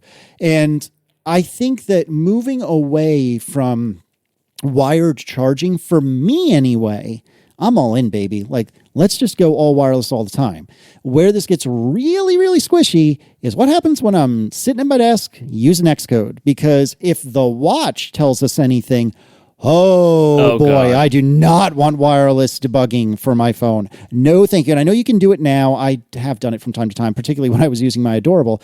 No, thank you. Like, I do not want any part of that. Everything about it is worse. Yeah, I do not want any part of that. No, thank you at all. So, like, if Apple comes out with some, we've talked about this in the past, if Apple comes out with some new phone that's completely sealed and charges only wirelessly, all of the consumer side of me is ready, baby. Like, sign me up. But the developer side of me is going to be devastated unless they have some sort of solution that actually freaking works for doing debugging and development against a wired or some new replacement for wire device. Yeah, and I'm not holding my breath on that. Nope. One thing I miss about Lightning is I have one of the things we use for charging the house is kind of like, I don't know what you call it, like a dish rack, bookshelf type thing. Those things that, like, you put your devices in sideways. Oh yeah. Right, and you can put iPads in there. It's got like a bunch of little slats, and I'm trying to think of what analogous thing. It's like a comb, right? Or like where you put your dishes in the dishwasher, right? Yeah. Anyway, but the point is that the devices are sideways, and it's nice because no matter what size the device you have, it fits. It's big, small, short, tall, doesn't matter. And so it connects to the power and everything, and it has a whole bunch of ports along one side of it. And I got these very stubby little rubberized connectors. On one end is USB-A, because this is a really old thing, and that plugs into the base. And the other end is Lightning connectors, right? And they're long enough to reach an iPad, right? But they're like 4 inches long. Like, they're just long enough to curl around. And when they're not plugged in, they're just kind of like waving there like little tentacles, right? It's cute, right? And it's great. The whole family puts their devices there. They charge. It's a great place in the house to be able to charge anything you want. And they're all Lightning, right? And the Lightning connector is curved on the sides. So when you plug something in sideways, you don't have to get the wire exactly perpendicular to the port before you put it in. You can just kind of like angle it in and it goes in. So I'll kind of miss that. I'm not saying that's a reason Lightning should stay around or anything. It's just one thing that I think I'll miss is the easy ability to plug things in at a slight angle, because USB-C really wants you to line it up a little bit better than that. But I'm sure it'll be fine. And speaking of tech details, here is an older Q&A article about what I was talking about before of like, oh, you're dictating USB-C, but what about when something better comes along? This is from the folks, this is when they were proposing it. So here's a suggestion that this proposal encourages innovation for wired and wireless technology. I'm sure it encourages innovation for wireless, because then you'd be exempt and if you come up with a good wireless thing, you don't have to worry about this. But anyway, the thing they say that will help is any technological developments in wired charging will be reflected in the timely adjustment of the technical requirements / specific standards under the Radio Equipment Directive. This would ensure the technology is not outdated. At the same time, the implementation of any new standards and further revisions of the Radio Equipment Directive would need to be developed in a harmonized manner, respecting the objectives of full interoperability. Industry is therefore expected to continue the work already undertaken on standardized interface led by the USB IF organization. Those are the people who make the USB standards. in view of developing new interoperable and open non-controversial solutions, right? So they're basically saying, don't worry, we can adjust it. Like, as new things come out, we'll just revise things. Well, that's exactly what I was talking about. You don't want to have to wait for the EU to revise things. And this whole proposal, led by the USB IF, gives so much power to the USB group. The USB group didn't come up with Lightning. Innovation doesn't mean just better versions of USB-C. Innovation means things like Lightning that are not coming from the same people who made the old standard, but it's like, oh, we have an idea for a new plug for our devices, and it has nothing to do with USB, really. It's our own thing. It's a Lightning connector. Look at it. It's pretty weird, but we like it, right? That's an example of innovation. The USB IF slowly and steadily coming out with better versions of USB and then renaming them all so we have no idea what's what. That is not an example of innovation. And waiting for the EU to revise the technical requirements of this law is also not an example of the kind of innovation we want. So again, I reiterate that I think it would have been better to use the government to force one standard, but not to be in such strict control over what that standard is. Because I believe in the self-interest of, big tech companies be enough to get them to standardize on something reasonable at intervals, right? There's always chaos, and then we consolidate. They go on a standard, you use it for a while, and then there's another round of innovation. Eventually, that second round of innovation becomes unbearable for everyone involved, and they eventually do get together, if the government was asking them to get together and decide on a standard. The government doesn't ask them to get together. They kill each other until someone comes up with a standard, or they do the matter thing, which is everybody's stuff sucks so bad that they all decide we do need to come together on the standard. Remains to be seen if matter sucks any worse than the existing stuff, but at least it's a push in the right direction. I think there's a similar story. We don't have anything in the notes about this, but maybe we'll talk about it on a future show. There's another thing about the similar type of standardization situation where like one group that comes up with the standards is given a lot of power because they are the blessed group. And that is, I don't know what the group is or whatever, but the people who come up with like HEVC and H.264 and H.265, whatever that group is, and all the people who own the patents in it and all that stuff, like those sort of standardized formats for video, for compressed video over the internet, all that stuff. It's great that there's standards there. It's really important that there's no standards there. It powers our whole modern age of streaming video everywhere. But they are patent encumbered in many cases, and certain people are in control of it, and certain people make money. And so now there is a competing standard, I think it's called AV1, that's either less patent encumbered or not patent encumbered and more like free and open or whatever. And the people who are in control of the previous standards do not like that. Because they're like, hey, you're taking away our money and power. We just want there to be one standard, but we also like the idea that we have lots of money and power related to that one standard. And a new open standard violates that. And it just goes to show that the motivations of, like, once you give a group like the USB IF this kind of power to say, oh, you are the new standard, and by the way, you're in charge of future innovation, that goes bad really quickly. So I would prefer the more chaotic approach of demanding there be a standard, but allowing that standard to arise semi-organically at regular intervals every decade or two. I was thinking more about my whole travel setup because it's so relevant to me coming up soon. And of the things that I could potentially travel with, my drone, my Nintendo Switch, my Playdate, my laptop, my iPad, all of those things charge via USB-C. The only things that don't that I'm likely to... the GoPro. I didn't even think about that. The GoPro would. The only thing I can think of, the only things I can think of that wouldn't are my iPhone, potentially. Now, again, I've resolved this by throwing money at the problem. My watch, same story. And my Kindle, which is not particularly new. I don't know what the new ones are using. And it uses that god-awful micro USB connector. The good thing is the Kindle charge lasts forever, so you can probably just charge it before you leave. Yeah, you don't need to bring Kindle chargers on trips. Yeah, I charged it yesterday, and it'll last me until the end of the month. Yeah. So basically, the only stuff that doesn't charge via USB-C are my phone and my watch.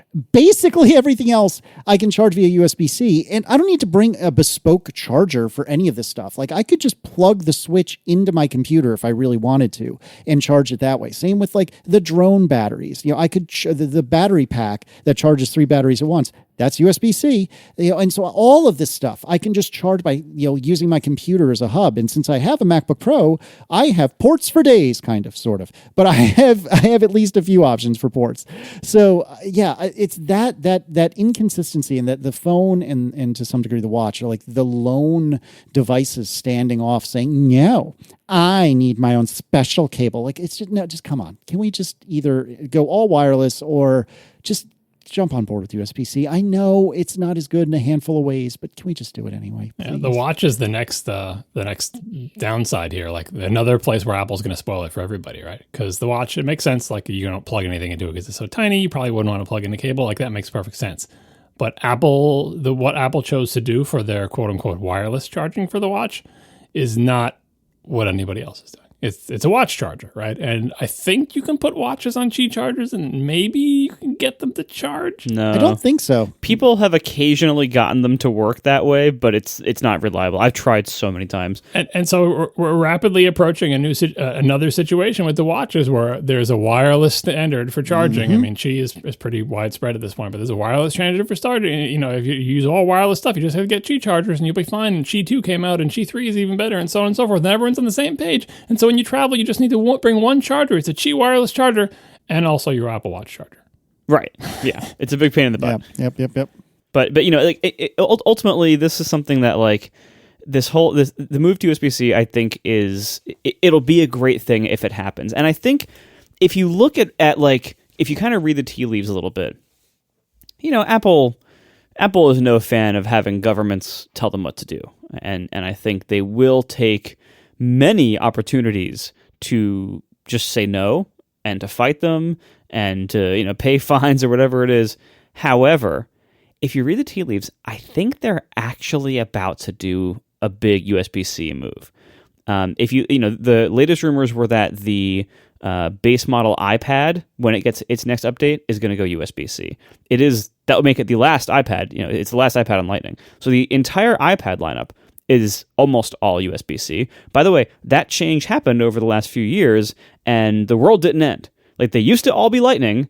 Now they're almost all, and about to be probably all USB-C, and everybody was all right. So it's a good data point. Obviously, it's not as big as the iPhone, and people tend to not have as many iPad chargers as they have iPhone chargers. So, it's a different situation, but it's at least a data point. So that, iPad is almost all USB-C. MacBook, all USB-C. Like the whole Mac, everything, all USB-C. There have been rumors for quite some time that the iPhone 14 coming out in a couple of months is not going to be USB-C, but that it might be the last Lightning iPhone. That the one after the 14 is, depending on which rumor you read, either USB-C or no ports at all. I really hope it's USB-C. But yeah, the one after the 14 is also supposed to have the periscope cameras. The one after the 14 is the one we all want. Right. It sounds like that's probably going to be the next case design revision, which would be the time to switch to USB-C. And this is something that they seem like they've been planning for some time, as iPhones tend to be.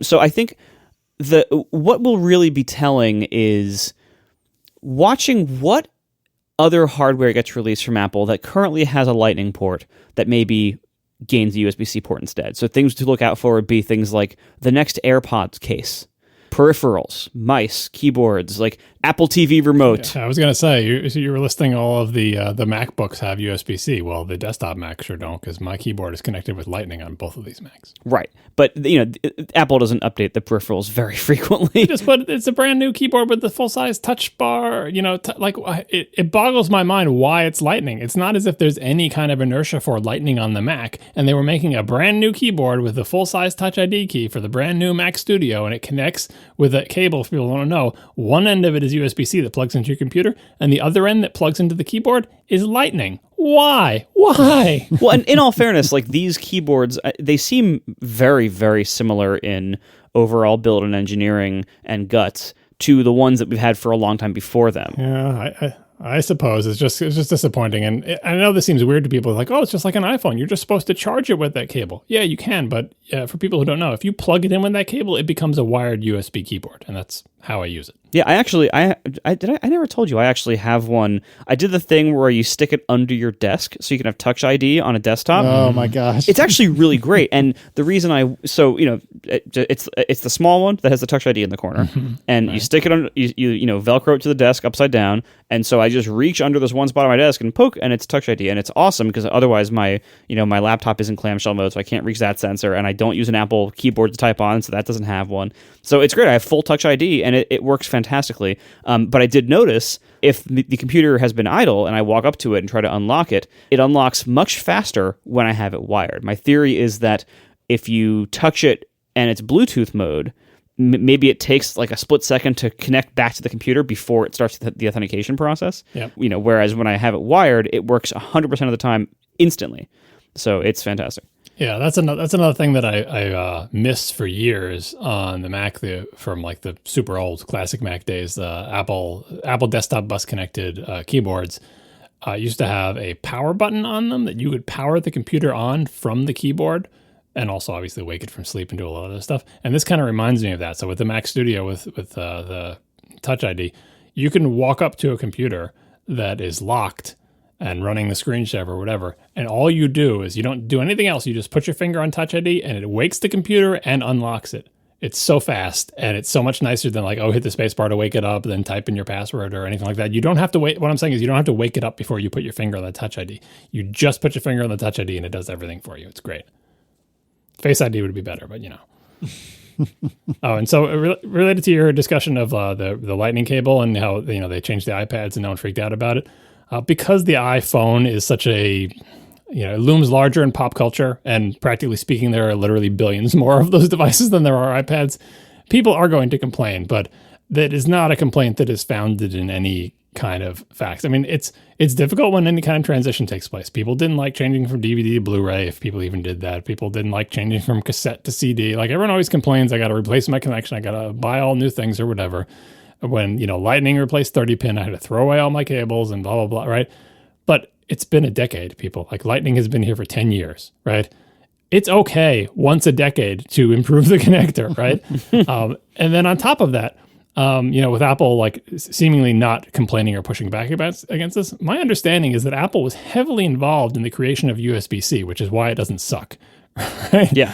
And so it's not like they're like, they're forcing me to use this weird connector. It's a connector that they had a hand in creating that they apparently like a lot and put on a lot of their products. So it's not like Apple is anti-USB-C, and there is no perfect time to do this, right? And so when this happens and there's, it's going to be some story for iPhone 15, like, I have to throw out all my cables or whatever. It's like, give it a rest. Apple's constantly changing the cable. Constantly? Every decade? It's okay. Like, it'll be fine. I promise, The idea that there'll be one technical standard and you'll never have to change it, like that was true of the telephone system maybe, but even then, like they never changed the telephone connector. It's still whatever. What's the small telephone one? RJ11. 11. Yeah. They never changed the RJ11 connector, but you know what? It stayed around for so long that it became obsoleted by, people don't have landline phones anymore. So like if you did have a landline phone, it's got RJ11, but guess what? It's not a thing in your life anymore because everyone just uses their cell phones, right? We don't want that to happen. We want better, faster innovation than that. And Apple voluntarily choosing to change the connector for all their peripherals once every decade is perfectly fine cadence.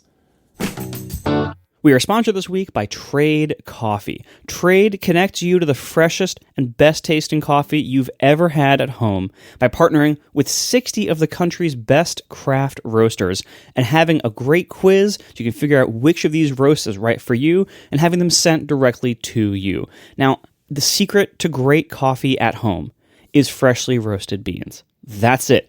It's not like a special coffee maker or a special grinder or like even a special process. Like if you want to make great coffee at home, start with great freshly roasted beans and everything else matters a lot less.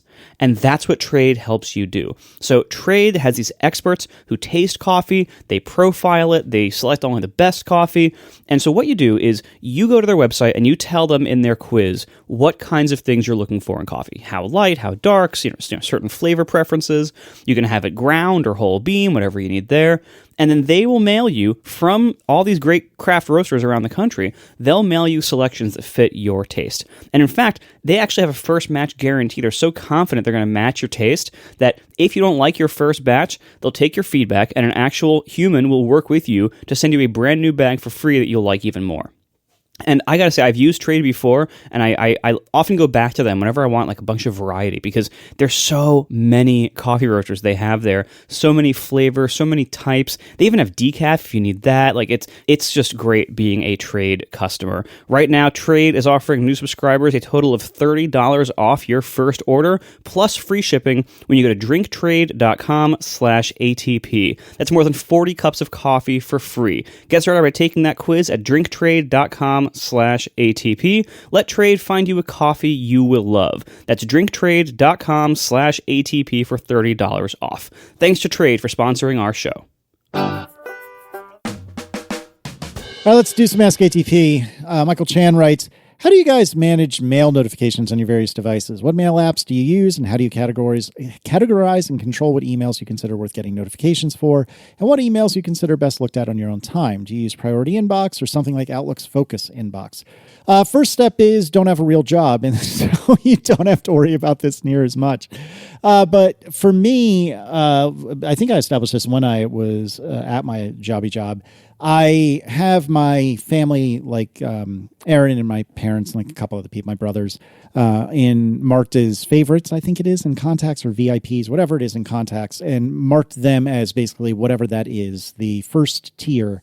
And I have notifications for them and for nothing else. And I just use the mail app pretty much everywhere. Like I personally don't understand how any person can use the web as their primary email app. I'm looking both at my wife and at John.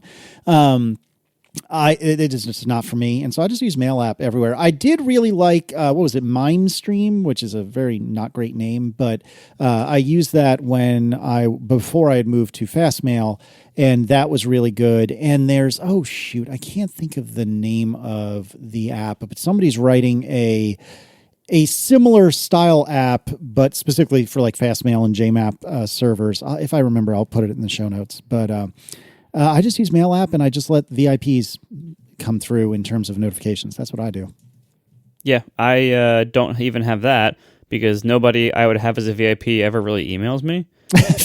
So I just don't have mail notifications. I let it badge the icon only on the Mac, not even on my phone. And that's it. And so, I look at mail. If I have time, I look at it when I see that little badge up there. I will say one thing, too. This is not at all related. Well, it's very loosely related to this question. So I've been using the iOS 16 beta for, a few weeks now. And I really like it. Old joke. Yep. And one thing I've noticed is that with the new lock screen redesign, notifications are now relegated to a much smaller part of the lock screen.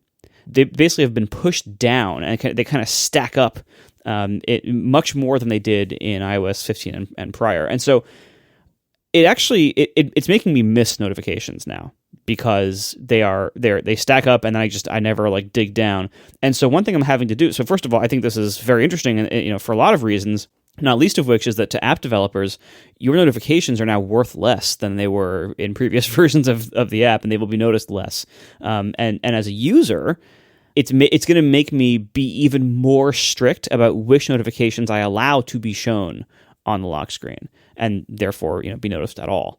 Something like mail notifications that are fairly unimportant for most people most of the time, or at least unimportant, but at least not time sensitive. That kind of stuff, you're going to start having to make tough decisions. Like, unless this is some weird fluke about the way iOS 16 is working on just my phone, but I don't think it is. I think this is just the new design. And so if you want to actually see your notifications reliably, you're going to have to start being much more strict about deciding what is time sensitive and what's not. And most things are going to be not. And therefore, most notifications aren't going to be necessary or prominent. John? I was hoping all of our answer on mail notifications would be the same. It seems like we're close, but it's not for me. It's not because you don't have real jobs. You don't have to worry about this. I had a real job for the vast majority of my adult life. My policy has always been like a day phone, night phone guy, always on offense, never on defense, right? I do not have mail notifications on. I have never had mail notifications on. The idea of doing that seems like madness to me. Maybe it's because I get too much email. Like, you can just set it to VIP. It's like, no, I never get notifications. I don't have badges on for mail on any of my devices. Email is not a thing that comes and gets me. So I'm on defense. I go to email when I want to, quote, check email. And maybe that's an old person thing, although the young person thing is never checking email. So I would say the old person thing is better. I am not notified of emails, and I don't badge the icons. When I want to go read email, I will go read email. If I'm expecting an email, I will check my email. Check my email, meaning going to the tab that is always open in the very first tab in the upper left Chrome window on my computer at all times is mail. Gmail is on my home screen, but Notifications, no. Same deal with Twitter. 0 notifications on Twitter or whatever. Everyone's life is different. If you're the type of person who will forget to check mail, if you don't have notifications or a badge, then do what you have to do. But I won't forget to check mail, but I never want to be notified about mail. I never want to know how many mail messages are waking me, because that number would just be terrifying. The way I deal with email is I have a huge number of filters that sort of stuff comes in and gets sorted into bins, right? And the main view I use in Gmail, I kind of wish it was like the default, but not really matters because I don't ever close the tab, is the all mail view. It shows me it's kind of like my unified view on Twitter. It is a linear chronological list of all conversations. I use conversation view of all conversations and all my email. And what I see in that list is, things that are unread or bold. And then along the sidebar and all the different categories are all the bins they got chucked in. So I can just look at that sidebar and say, okay, I've got 15 messages from this mailing list, 12 messages that are related to the App Store, 5 messages related to ATP, 2 messages from my family. Like, just by looking at the sidebar and seeing, what things are in bold and what numbers are after them, because it'll give you the numbers, that at a glance tells me what the email situation is. And then the all mail view shows me all those messages interspersed with all the messages that I have read, because that's the way I prefer to do it. It's like my unified timeline in Twitter, like I said, that I use Twitterrific to get. So I don't use any, I always forget how many of these things Gmail has when I set up some Gmail for my kids or whatever. I don't use any of this focus mode, prioritize, sorted into social media. Gmail tries to do all this stuff for you. I'm not sure if people find that useful or not. I bet people aren't going to do what I did, which is have, 200 different rules to automatically sort stuff, but that's the way I prefer to do it. So I don't use any smart anything. My email client is dumb, but it's not dumb, but it is it's not trying to use any intelligence to organize things for me. My rules organize the things, and then I'm using the features of the interface, the fact that they have categories, labels with counts on them, and the all mail view to do all my reading. Don Clark writes, I'm a new father. Congratulations. And I found myself taking tons of 4K 60 HDR videos and photos of my child. I'm now very concerned with backing them up. Welcome to being a dad. I know that each of you have robust photo storage solutions. Are these steps documented anywhere? Let me answer really quickly in the middle of his question. Mine are not, will not, and should not be documented anywhere because it's a mess and nobody should do what I do. Moving on to what Don said. Don says, I use iCloud Photo Library. I have a Synology, but I'm not actually doing anything with it yet. Ideally, all of my photos and videos would be saved to my Synology alongside iCloud. Ideally, these locally stored photos and videos could be playable on any of my Apple TVs throughout the house, perhaps using Plex. It said Don, not me, don't worry. As I've found that they don't appear consistently enough or quickly enough in the Photos app on the Apple TV via iCloud, and AirPlay stutters with the 4K 60 video content. Any suggestions would be appreciated. Like I said, don't do what I do. That's all I've got for this. Marco. My photo stuff is all just in Apple Photos, and the backup and sync solution is, iCloud Photo Library as the sync and as, I guess, a backup. And then because these are all just files living in the file system on my Mac, it is also backed up by my regular Mac backups, which include a local Time Machine and Backblaze for cloud backup. Yeah, this is another one of the questions that comes up frequently, although it has a little bit of a twist here with the 4K 60 stuff and trying to play it. But for the backups, the recommendation is you should, if you want to do belt and suspenders, you should have 2 kinds of local backup, right? So that would be, a single Mac in your house where all the fixtures are downloaded, like download originals, and then you back up that Mac with Time Machine, and then you also do a super duper clone, or you have a local Time Machine and a Synology Time Machine, but basically 2 places in your house where there's a hard drive with every one of the bits that is in all your photos. And I would back up the whole photo library, because if you use iCloud Photo Library, if that's how you organize your photos, don't just back up the JPEGs, back up the whole iCloud Photo Library. It's not that much more data. It will cause a little bit of churn on your backup, because every time you do anything with iCloud Photo Library, it needs to re-back up the databases and stuff, but it'll be fine. It's not that big a deal in the grand scheme of things. So pick what those 2 are. Do you like Time Machine? You can just do 2 Time Machine backups, a local Time Machine to a disk that's connected to your desktop Mac if you're cool and have a desktop Mac, and then a remote Time Machine to your Synology, right? Or you could do a super duper clone and a Time Machine backup, or you could use whatever, right? But 2 local backups, right? And then for cloud backup, you're like, I got iCloud Photo Library, I'm covered. You should probably have another cloud backup. Backblaze, frequent sponsor of the show, any other kind of cloud backup solution that is just essentially backing up your Mac to a cloud service. And the important part of that, like I said, is to have at least one Mac, the Mac that is having these backups done to it, have the preference set in Apple's Photos that says download originals. Because if you don't, your local backups aren't backing up your whole iCloud photo library. They're backing up whatever subset of your iCloud photo library is actually on your Mac at the time, which means you got to have one Mac somewhere that's big enough to fit your whole photo library on it. So get big SSDs. Yep. Oh, and for the 4K 60 thing, so you've got all this stuff and you're like, I need some way to play this. I agree that the iCloud photo library feature on Apple TV is comically bad. It chokes so every once in a while, every few years, I check Apple TV to see if it can make heads or tails in my photo library. It cannot. It does not know what to make of it. It just shows blank thumbnails, and you can try to scroll and it just hangs, and it's like you cannot use it for the intended purpose. I cannot look at pictures on it. It just can't handle it. Someday maybe they'll fix that, but they haven't yet. So what should you use instead? I don't know, but if you have these things on your Synology somewhere, you probably have a lot of options for serving that content to your television in a way that is better than iCloud Photo Library. I know Plex has a photo solution. You could probably even just have Plex as like a file server type thing and have some other application that reads the Plex as an SMB share and uses it. I don't know what the options are on Apple TV, but I feel your pain about iCloud Photo Library. Apple ostensibly has a feature that lets you look at your photo library on your Apple TV, but it just basically doesn't work once your library gets to a certain size.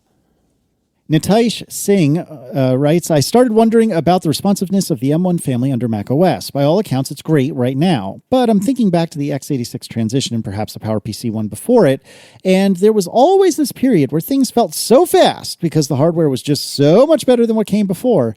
But then the OS and software caught up to it, and we get where we are now, saying that x86 Macs don't feel so responsive. Do you think that we're in a temporary era of macOS responsiveness under the M whatever family, or which will eventually be eaten away by software growth, or does Apple controlling the silicon and the OS mean that things will stay this way and possibly get even better? This is actually a very astute question. I don't know, but I would think that I would be hard-pressed to see macOS just gobble up any extra, not literal bandwidth, but figurative bandwidth to the point that we feel like macOS gets super sluggish on account of hardware being the problem. It wouldn't surprise me if we don't get a mythical snow leopard moment for a few years and we start to wonder why things are broken and why they're not as quick as they once were. But to answer the question more directly, I don't think so, but it's a very good question, and maybe I'll be wrong. I don't know. What do you think, John? I don't think that what happens is that the software like bloats to eat all the performance gains. What happens is you just get used to things. Because if you go back and try one of the first round of PowerPC Macs, everything on it is incredibly slow, right? Even compared to later PowerPC Macs, like not compared to today, right? It's like just a psychological effect of there are these discontinuities where we go from one architecture to another and there's a big performance leap. It happened with all of them. I can tell you how amazed we all were playing with Graphing Calculator on a PowerPC Mac. Just you could absolutely not do things with that kind of performance on a 68K Mac. It was just phenomenal, right? And the Intel transition was similar. Things got faster and like they got quote unquote snappier, things that you weren't aware were slow before, suddenly got faster. Like, I remember doing command line stuff. Compiling things from the command line on Intel Macs was so much faster than compiling them from the command line on PowerPC Macs. And it's like, why? Like, is it just disk IO faster? Like, I don't know what's faster about it, but it's just faster, right? Things feel snappier. What happens is we just get used to those gains. Once you go through that jump in performance, that jump in snappiness, that jump in like just absolute raw horsepower, the gains become more incremental from there because you don't have a big jump, but you're still going up for the most part, right? And people say, oh, the software comes and eats all of that and it becomes slow again. It doesn't become slow again. It just bends the curve of improvement to maybe where it becomes flat. But the level it flattens at is still way better than where it was. It just, over the years, you forget that leap, right? So as fast as things are in these M1s, 5 years from now when we're complaining with macOS is bogging things down, pick any task and benchmark it. And that, 5-10 year in the future, M whatever Mac will still be faster than the M1. Right. It just doesn't seem faster enough because it hasn't been keeping up with innovation. And, there are some places where there's regressions where you do something and it just bogs the whole system down. It used to be slower. Like an example of that is, when the Macs went color, that ate a lot of CPU and memory.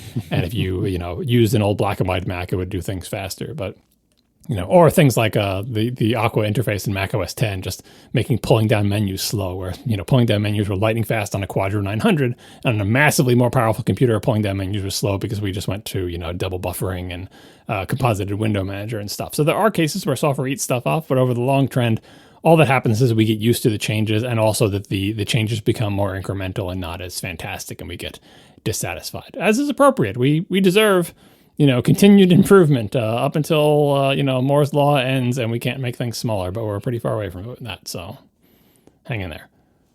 William Rainish writes, is there any reason why John consistently refers to Mac apps as programs as if he were a PC user? Ooh, sick burn. Oh. The term Mac program just sounds weird to me, even more so coming from John, who has been a Mac user for so long.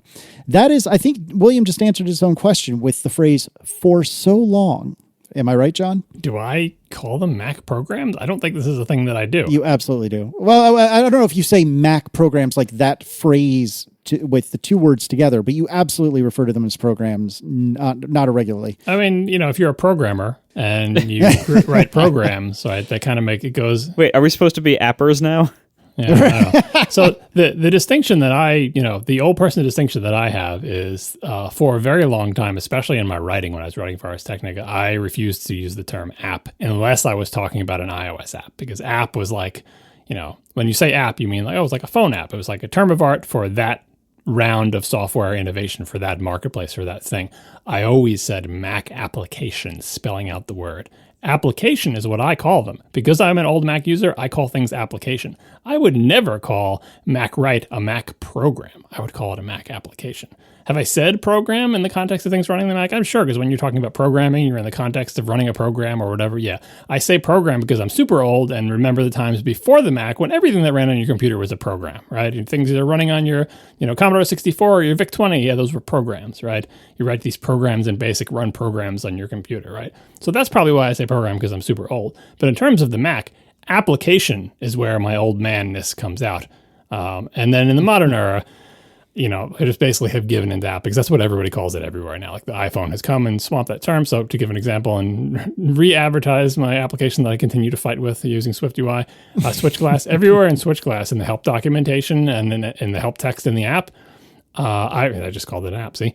I refer to things as the app. It is the app switcher. That's where all the apps appear. They're app icons. Drag an app into this. I use app everywhere because that's what people expect in a modern application. And, see, I did, there you go. That's perfect. I'm doing it.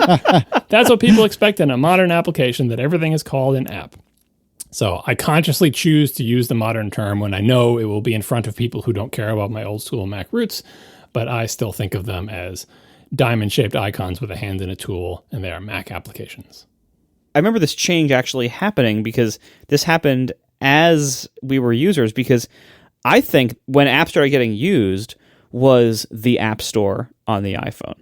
It took me a while to start saying app because it seemed like one of those things, like when Steve Jobs announced the App Store and he kept saying app, all these apps, it sounded like they were almost trying to belittle them, like snacks. We just snack on this little app over here. Look, here's an app, because they were, in a sense, they were trying to commoditize apps, and they succeeded. Because they wanted their glorious phone platform to have lots of little apps you can just snack on, and you definitely want to spend all this money on the phone and then get all these little apps for it with no big deal to get the apps, so they have to be really cheap. And I think that was in part reflecting the way that the company and actually I think directly that Steve looked at these things. I think the way he viewed third-party applications for the platform is like little snacks. That to me, like, it had that connotation of almost a diminutive kind of term for what we do. And then it kind of took over as, well, this is what we call all software now. Everything is an app now. Until later it became a service. That's the whole thing. I think we can all agree, though, that no one should ever call appetizers apps. Oh, no. And especially not appies. Oh, no. No. Like, if anybody wants to be my friend, if we are ever anywhere in existence and you refer to a sandwich by any abbreviation of a sandwich that you can possibly think Sandy, of. Sando? You're out. Like, Sando? We can't be friends anymore. Oh, goodness. I haven't heard Sando before. That's a new one. That might be a Letterkennyism. What's Sandy? What is the other ones you've heard? I can't even say them. They offend me so much. A witch? because there's the restaurant Witch. Wasn't it Witchcraft? No, that was one. That was the one that was really good. No joke. It was San Francisco, right? Yeah, it was in San Francisco. It was really genuinely very, very good. And then I think they all folded. And then it closed down. Isn't that why we left San Francisco? Yeah, that was one. Yeah, that was it. Oh, man. All right. Fletcher O'Connor writes, recently there's been a lot of discussion about Casey's transition to Fastmail. I'm keen to take up your referral code, which is in the show notes. Is this why we have this question today? I don't think I actually put it in. I really don't, but at least in part. I've been exploring adopting a custom email domain beforehand. As a young adult who is too young to get in on the ground floor, what would you suggest for acquiring a domain which is clean and reasonable? Ideally, I'd love firstname@lastname.com or .com.a. for us down here in Australia, that's AU. But obtaining a clean TLD like that is extremely costly nowadays. I don't want some weird and wacky TLD, as I still want my email to present professionally. But I also don't want to break the bank in purchasing a domain. What would you suggest someone in my position do? If it's just for email and you're not like trying to do web or anything like that, you could do, like Fletcher@O'Connor.name if it's not already taken or something. So one of those like semi-wacky TLDs that are still professional-ish, but not... You think O'Connor.name is available? There's a few O'Connors in the world. Well, that's why I immediately realized it would have to be some other, I mean, one thing you could do is firstname@firstnamelastname something. Yeah. Which is slightly redundant, but it's still, reasonably easy for people to hear and recognize. It looks professional. So, if you do firstnamelastname.tld, you have a lot more TLD options there. Just don't do a hyphen. First name, last name, no hyphen. I hear what Fletcher's saying with regard to wacky TLDs. Like, you don't want to be Fletcher@O'Connor.pizza or something like that. Like, that's just weird. But there are some reasonable, like .family is another example. And again, I'm sure O'Connor.family is taken. But family doesn't sound professional to me. Well, okay, I could get behind that too. But my point is there are reasonable, I think there's like .engineer. There's a surprising amount of TLDs available now that you could do that are at least reasonably presenting as professional. I don't know, John, what's your solution? Are all the com.aus really taken? I mean, how many people are there in Australia? It seems like you should be able to find, it's like an advantage of being in Australia that you don't have to fight in the .coms, that you have the .coms.aus. I don't think anyone else wants .com.au except for people in Australia. A similar experience trying to come up with like PlayStation names for my kids that are not embarrassing to kids, not embarrassing to parents. Like, gamer stuff is the worst. There are so many billions of gamers you don't realize till you try to get your name on any kind of game, anything. Yep. You try to get any kind of reasonable thing. Well, anyway, with domains, I think is actually an easier situation. Now, you're not going to be able to get like anything. You're probably not even going to be able to get Fletcher O'Connor or Fletch O'Connor or FL O'Connor or F O'Connor. Like, those are all going to be taken, right? But you sort of get into blue ocean pretty quickly if you combine two or more words. And they don't have to be uncommon words, right? So you can just come up with two nice, pleasing words, maybe one or zero of which have anything to do with your name, that look professional. And it doesn't have to mean anything, and it doesn't have to prompt people to ask you questions. It is hard. I'm not saying it's not hard, but there's a lot of domains out there because once you start combining words, it's like no one has thought of those combination of words. It's kind of like those passwords that they generate for you is like, umbrella, hammer, toadstool, right? Like, it's a good password because it's a weird combination of stuff. Now, you don't want it to be too long, but I know it's weird. You just have to like think of something. You can think of something that's meaningful to you. You can think of like, I've always liked, trees in the forest and look up different kinds of trees and come up with a name. Like, make sure it's easy to spell. It doesn't have alternate spellings. It doesn't sound like some other word that's spelled differently. No hyphens, just not too long. It is possible. So I would say, like, take the time to, especially if you're going to, like, this is going to be my domain for everything, take the time to do it up front. I tried to do this in my life. I had a perfect domain name and I could not get it. The person who had it let it lapse, but there's that grace period, like if you let it lapse, it's still locked and you can't get it unless like the grace period goes by. They let it lapse. I'm like, now I'm finally going to get it. That's how I found out about the whole grace period thing. And within the grace period, they re-got it, and it annoyed me so much. I spent years just bitterly trying to get that domain name because it would have been perfect for me, but I couldn't get it. And it took like 20-something years for me to settle on Hypercritical, and I couldn't even get the .com of that, although I make offers all the time, and they keep saying, do you want to pay $30,000? And I say, how about $200,000? And they say, okay, talk to you next year. But anyway, hypercritical.co is my name now, and it's fine. I kind of like the .co. And the reason I picked .co is just like .com, but shorter, right? That's why, that's why people pick .co. That's another example of like a domain that I don't know if it's unprofessional. If you did like .io or .co, those both sound pretty professional. .io sounds techie. Co sounds kind of like company. There is the possibility that people will be confused, the .co and .com, so maybe you don't want to do that professional. Like .com is the thing you want to go to. Like people know what .com is. Or .name is probably okay as well. But honestly, I think in most situations, email addresses tend to be electronic, and people are clicking on them and not writing them in, so it's not that bad. But yeah, don't give up. I believe there is a one or two word .com, .au, or even plain old .com domain name that you will be happy with, that is professional, that can't be misspelled, that is easy to say over the phone, that is not too long, and that is not embarrassing. Real-time follow-up, O'Connor.wtf is available for $31 American. Great. And you can make an offer on O'Connor.name, minimum offer $200. I mean, that's not that bad. That's not that bad. .name isn't that good, though. I mean, that's not... Yeah, for domain names, like there's so many sites that sell you domain names. If you ever see a thing that says, this domain name is available, make an offer, that has no connection to anybody wanting to sell a domain name, just FYI. Yeah. Right? Everybody will say, sure, just tell me how much you're willing to pay. And then they will go off and try to make that happen. But don't think because you see that there is some person or company that owns a domain name that is trying to sell it to you. That is almost never the case. So for the longest time, list.com was taken by, and it was legitimate. It wasn't just squatting. It was taken by Long Island Soda Systems. And I was too young when the Long Island Soda Systems, I don't know if it collapsed, if they just didn't care about the web or whatever, but it eventually got released. And so now I'm looking at Aceto.com, SEDO.com. Oh yeah, they're a big domain broker for domain transfers, basically. Right. So I'm looking at list.com. This premium domain, and I guess it's premium because it's short, is for sale in partnership with Seto, whatever it's called. Your offer, US dollars, make offer. Below the big green make offer button, minimum offer. $200,000 USD. Yeah, it is 4 letters long. Although to give an example of say domains are available. So I recently was selling T-shirts for one of my other podcasts. It's called Reconcilable Differences. And when I made that podcast and was like, oh, we should have a Twitter account. Reconcilable Differences is a mouthful, and I think it's too long for a Twitter handle. So I said, oh, let's see if RecDiffs is available. I got the RecDiffs Twitter handle, and when I came and that was 7 years ago. Just this past month, I said, oh, we're doing a shirt sale. I need to get a URL for the shirt sale because it's, it's hosted on its own site or whatever. It just redirects to the Cotton Bureau thing when you click through. Anyway, I said, let's see.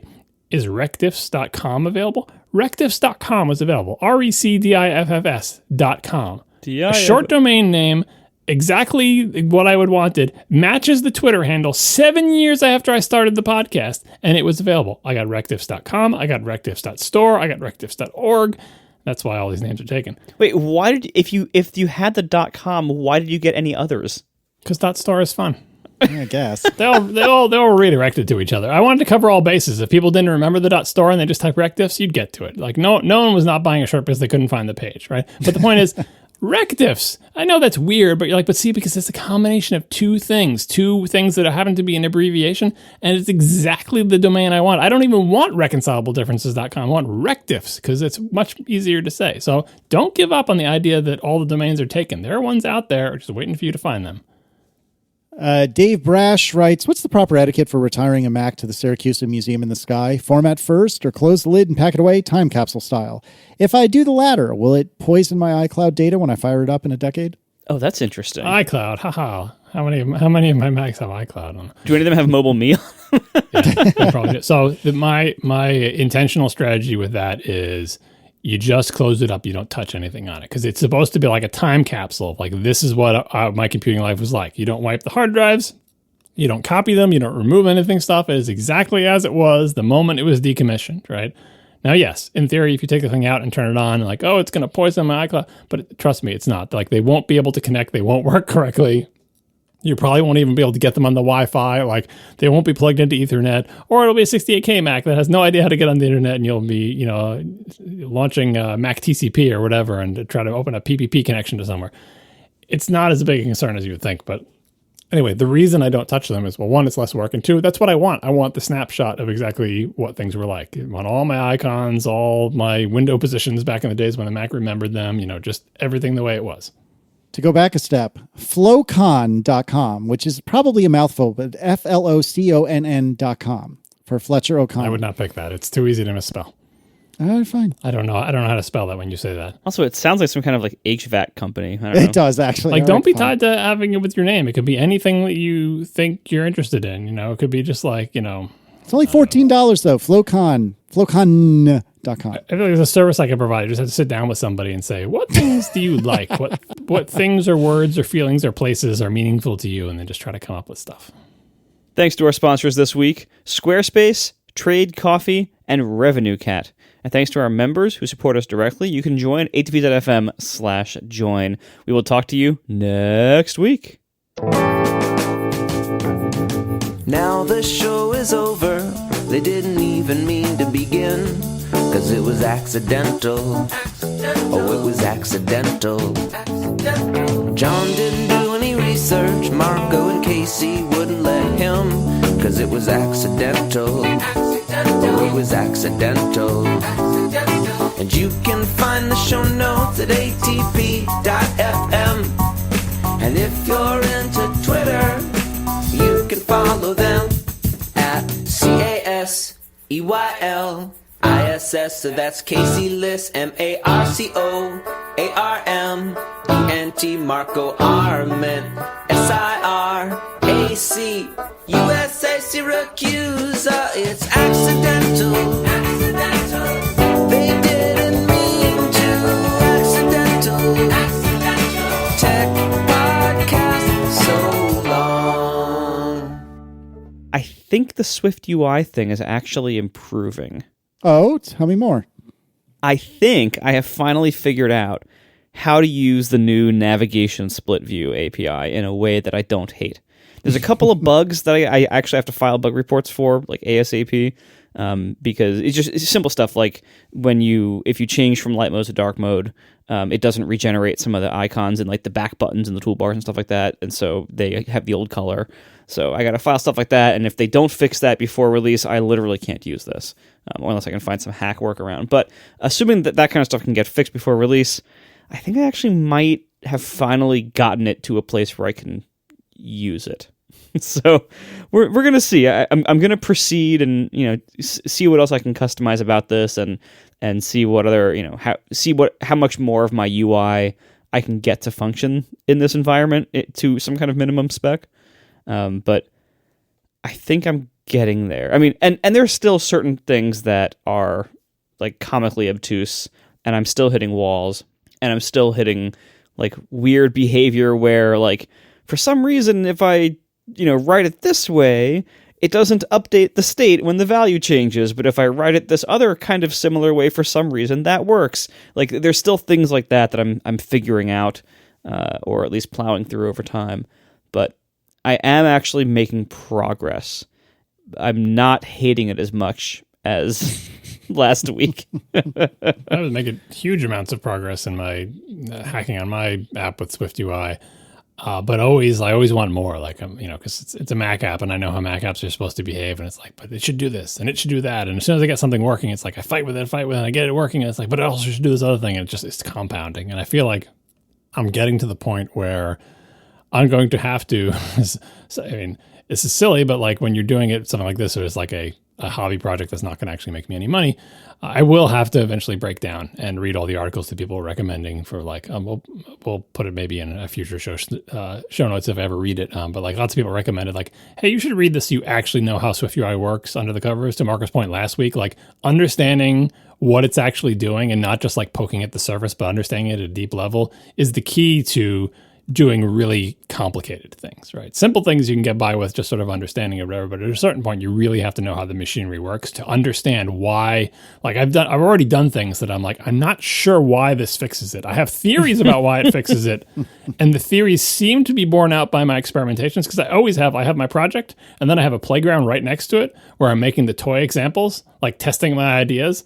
Well, Playground is such a mess. Like that, it stops working like so often. I have to like quit Xcode and restart. But anyway, I'm always testing my theories, but I really do need to. I've been avoiding like understanding it at a deep level because it's like, this is a fun thing. I don't need to get that, but I think I have to get that deep. And then the other experience I had today to contrast with my SwiftUI experiences, my app it's an AppKit app, but it uses SwiftUI for its one little thing that's on the screen.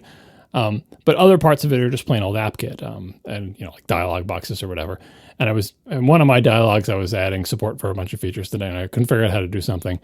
And the difference between SwiftUI, a 4-year-old API, and AppKit, a 30-year-old API, is that when I'm doing stuff with AppKit, and I know neither one of these things. I don't know SwiftUI, I don't know AppKit. Like, I'm not an experience with any of these APIs. So it's like clean. I'm starting from a level position for both of them. But with AppKit, I know that there's a way to do it. It's just a question of me finding it. With SwiftUI, very often there's not. But like I was trying to get something to work in AppKit, and it's like I can't figure it out. And there's like so many APIs. There's just so many features and so many things, and it's like a giant forest. And it's like one of these things does what I want, but I can't find it. SwiftUI, there's 4 methods, and if they don't do what you want, that's it. Yep. Yeah, right. Yep. Yeah, you gotta, or like the one that you do what you want. Like I said, these APIs exist, but if you want this one feature that is the basic feature, you gotta increase your target OS to Mac OS 12 because that feature isn't available on 11. But so, and the good thing about AppKit is I can go to the Slack with all the old AppKit people and say, hey, how do you do this?